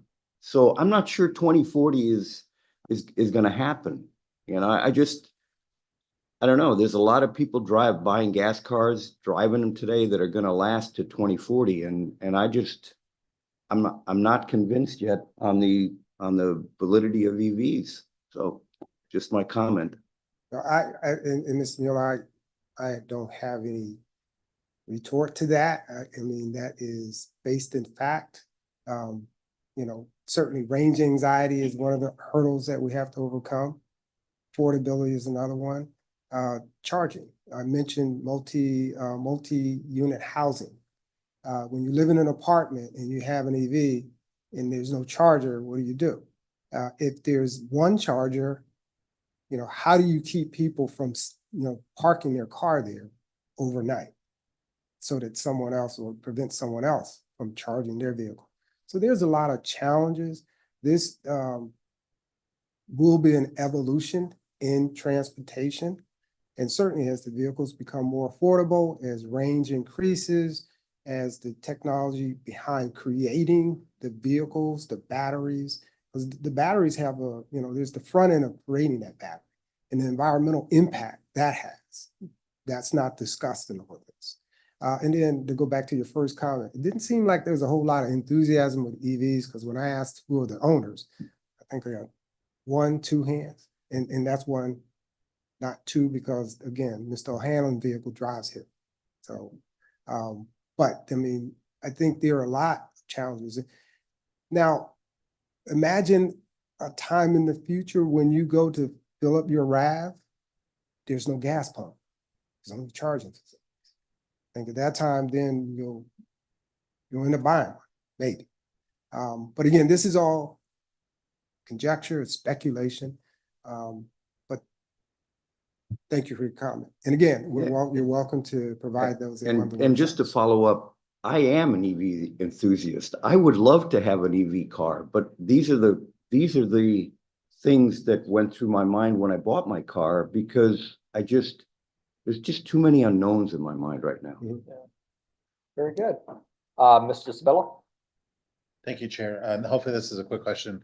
In your conversations, and it's going directly back to your comment about the growth of home residences being equipped to charge their cars at home, are you in your conversations addressing the concern over the surge in demand during recovery periods after natural disaster like a hurricane, where we have an extended period of time where electricity is not available, going back to, thankfully it's been 20 years, but we were just in our brand new home in 2004 when we got hit by 3 hurricanes in a row. And I remember friends in certain municipalities around Orlando, Orange County, Osceola County were without electricity for weeks. So in your conversations in planning, are you trying to figure out how do we address those issues when there's that surge in demand? Just like with gas, there's a mechanism in place to get gas immediately to gas stations, since we don't have pipelines that serve the state of Florida. Well, keep in mind, those gas pumps don't work if there's no electricity. Okay, but just keep that in mind. So that's, but yeah, to answer your question, we want to address that because we recognize that that's an issue. Now, one of the things, and I don't text and drive, but is last Friday, and I shared this story with TAC. As I was coming through the scrum at US 27 and I-4, some of you may be familiar with that. And a scrum is, in rugby is where you all get together, and that's kind of like what happens out there. But I'm sitting there and I'm not moving, and it gives me a chance to just look, and this van pulls up and it says PLUG on it. And I looked, and down it has a list of all the services that it provides. One is EV charging. So perhaps that is a element or a feature so that when we do have natural disasters and someone with an EV is trying to get somewhere, you have a fleet of these vehicles that can go around and charge vehicles. Or it can charge your vehicle while you're in this meeting and you're parked somewhere. You can come up and charge, or he or she can come up and charge your vehicle. But again, that's just kind of like a response to your question, your comment, but it's a good comment. It's something that we will include in this work. Yeah, the landscape is certainly changing, and we're learning as we're going, right? So understood. Thank you very much for your comment. Mr. Pigram? Mr. Hill, I owe you an apology. When Mr. Wilson was presenting earlier, I passively referred to you as Eric when we were talking about left turns and efficiency, and that was unprofessional. So sorry, Mr. Hill. No. I'm just here to help. So And to your comment about the charging and the differences for cell phones and things, I think it's funny if you actually look back at the history of the United States, electrical service to residential and commercial areas used to be privatized to the point where the outlets and the appliances in your house were set up for different voltages depending on the private company that provided service. And if that private company went under, you had to completely replace all your appliances because they only met. So there was a municipal piece that moved in and kind of set the 120 volt standard and, 480 volt distribution. So I think to Mr. Muller's point of, are we there yet? I think we're close. Yes. So my question from policy and workshop discussions is, I think it's interesting that there are tax incentives to go from gas vehicle to electric vehicle, but there's not a gas incentive to go from an electric vehicle to an electric bike. How can we incentivize people from a public health standpoint to completely, hey, if your commute is less than 5 miles, if you get rid of a vehicle and move to an e-bike, and is there ways that we can incentivize that from a policy standpoint? It's interesting that dichotomy exists that would influence public health and influence planning and zoning. And then, so that's one piece. The last one is, Orlando Airport, I think, is the largest rental car agency entity in the world. Right. From a policy standpoint, if being a GOA semi-pseudo public entity, if they said, all right, every 5 years, 5% rental cars have to be more EV and more EV, if you put that demand in or that policy in, does that then incentivize the hotels around the area to add EV infrastructure, to incentivize, hey, stay at our hotel because your rental car is EV and we provide EV. The hotel next door doesn't. So I don't know if there's an inroad there to incentivize outward. Actually, and those are all good comments, and I think those are actually probably more appropriate to the workshops as well. Is that correct? And especially given the They are, but real quick, I mean, I have Yeah. had some discussion with one of the rental car agencies about just that, where do people leave these vehicles? Where do they can track these vehicles. Where do they leave them? Where do they park them? If there's a high demand of the vehicles being parked in a location, then it makes sense to put a charge on it. Yeah, great comments. We've got 2 more, and I want to make them kind of quick if we could, because I want to get to public comments as well. So Ms. Beetham? I will be very quick. I love the idea of the e-bikes, but and I love this group because really I like how we bounce off of each other. E-bikes on a multi-use trail.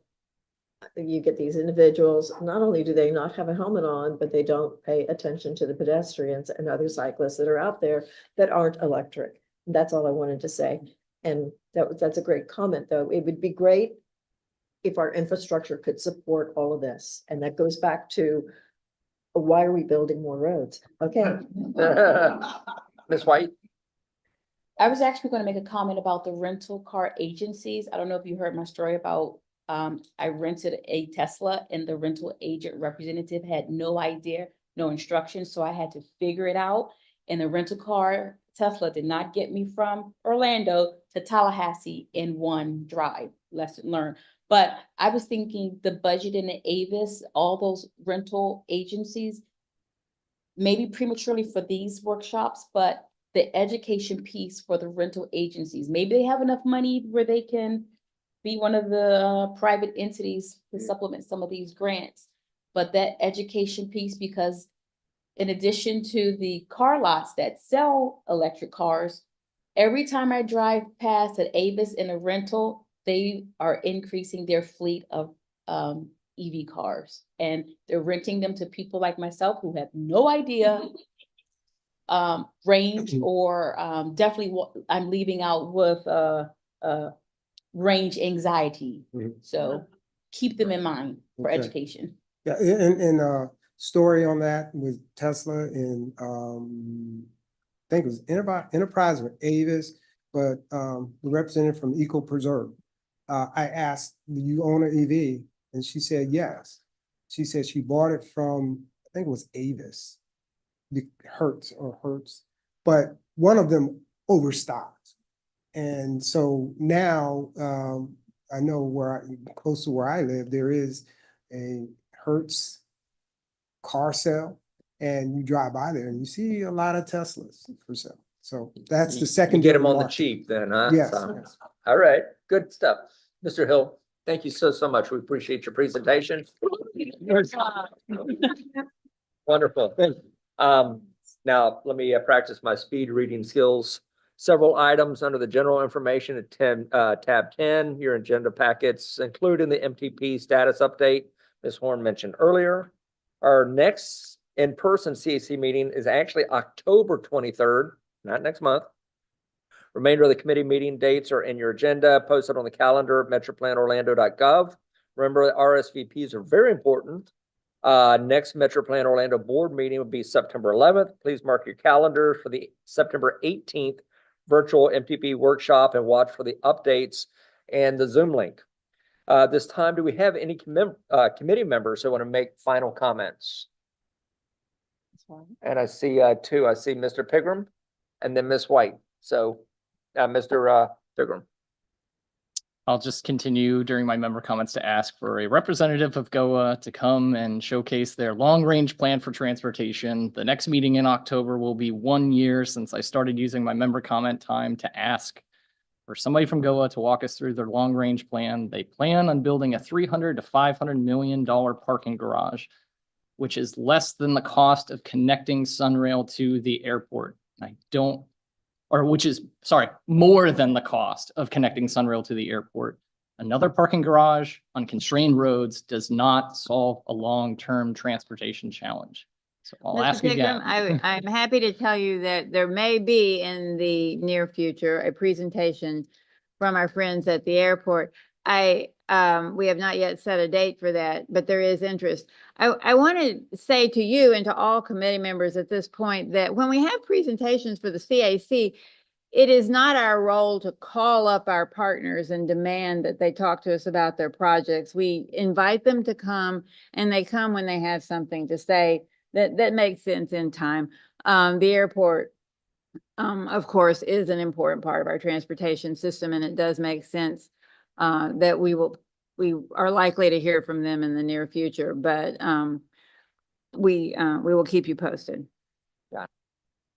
Ms. White, you had something to say as well, ma'am? Yes, I just wanted to share an announcement and invitation for those who like to walk and run.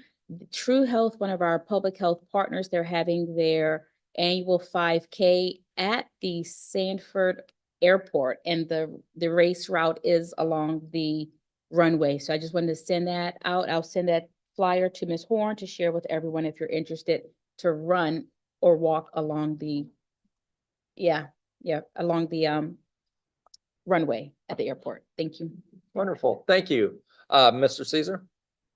Yeah, I wanted to just bring to the committee's attention, I think this one mode that we don't necessarily talk about. A couple weeks ago, about tens of thousands of kids went back to school across all of our counties. And one of the things that we don't necessarily talk about is the school bus shortages that we're seeing across every school board county in the tri-region area. And so I want us to kind of talk about how that strains our transportation system and what we can do to kind of benefit or help with that. I mean, knowing that this has been an ongoing problem over the past several years, and I don't think we talk about it enough. It's a good observation. Yeah, you see a lot about that in the news as well. So thank you very much for your comment, Mr. Caesar. Mr. Batla, you want to wrap us up here, sir?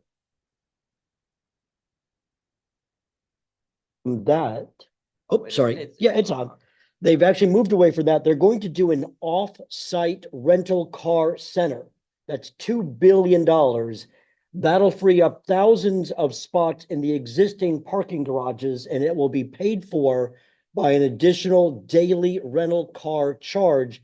I think I read they're going from $9 per day to $16 per day to a maximum of 10 days. So that should relieve traffic at GOA, and then hopefully they're not going to build a new garage, move all the rental cars off site, and then build whether it's elevated monorail or a shuttle system to go to the rental car site, similar to what they've got in Atlanta. Well, thank you very much. Now come to our this point in our meeting second public comment period. Any members of the public wish to comment or joining us virtually, please use the raise hand function and you'll be recognized, or dial *9 on your phone keypad. Send you a prompt to unmute your mic. After you're recognized, please state your name and address for the record and limit your comment to 2 minutes. Do we have anyone joining us virtually who'd like to make a comment? I don't see any hands raised online, Mr. Chairman. Thank you very much, Rachel. Have any members of the public attending in person who would like to make a public comment? Mr. Chairman, Ms. Joanne Cornelis would like to be recognised. Welcome, ma'am. Hi, I'm Joanne. You know, how you turn this thing on. There you go. Thank you.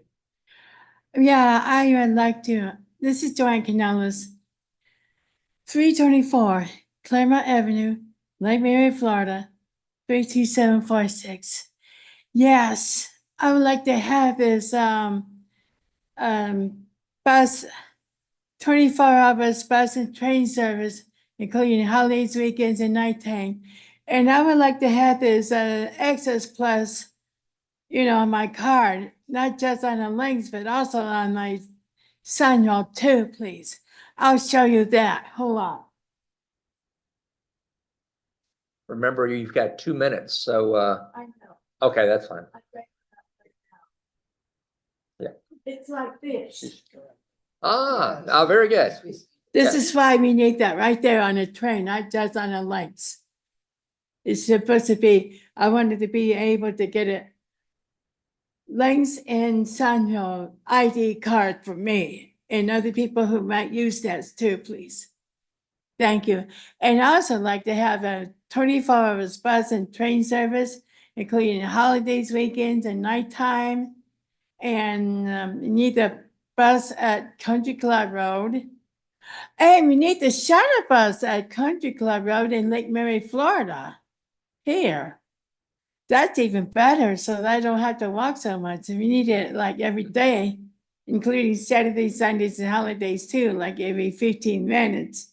So I can get in there and get that to the train. So in the train, I can ride it to and from church without having to walk so much like I do now, or depending on people like that. So, and we need the one way down there at the Lake Mary Prep School, and we need the also at the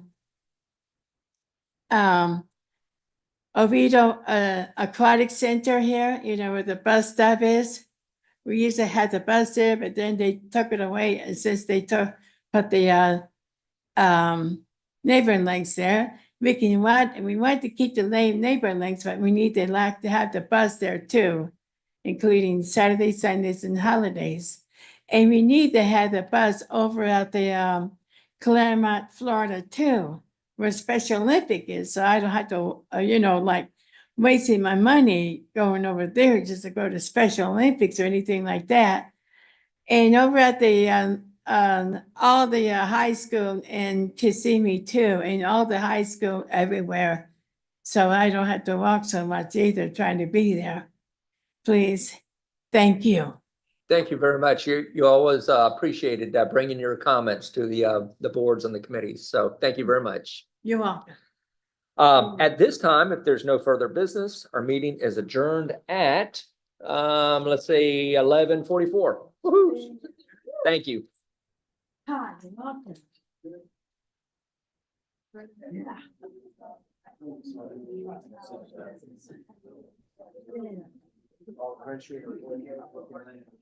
Good job.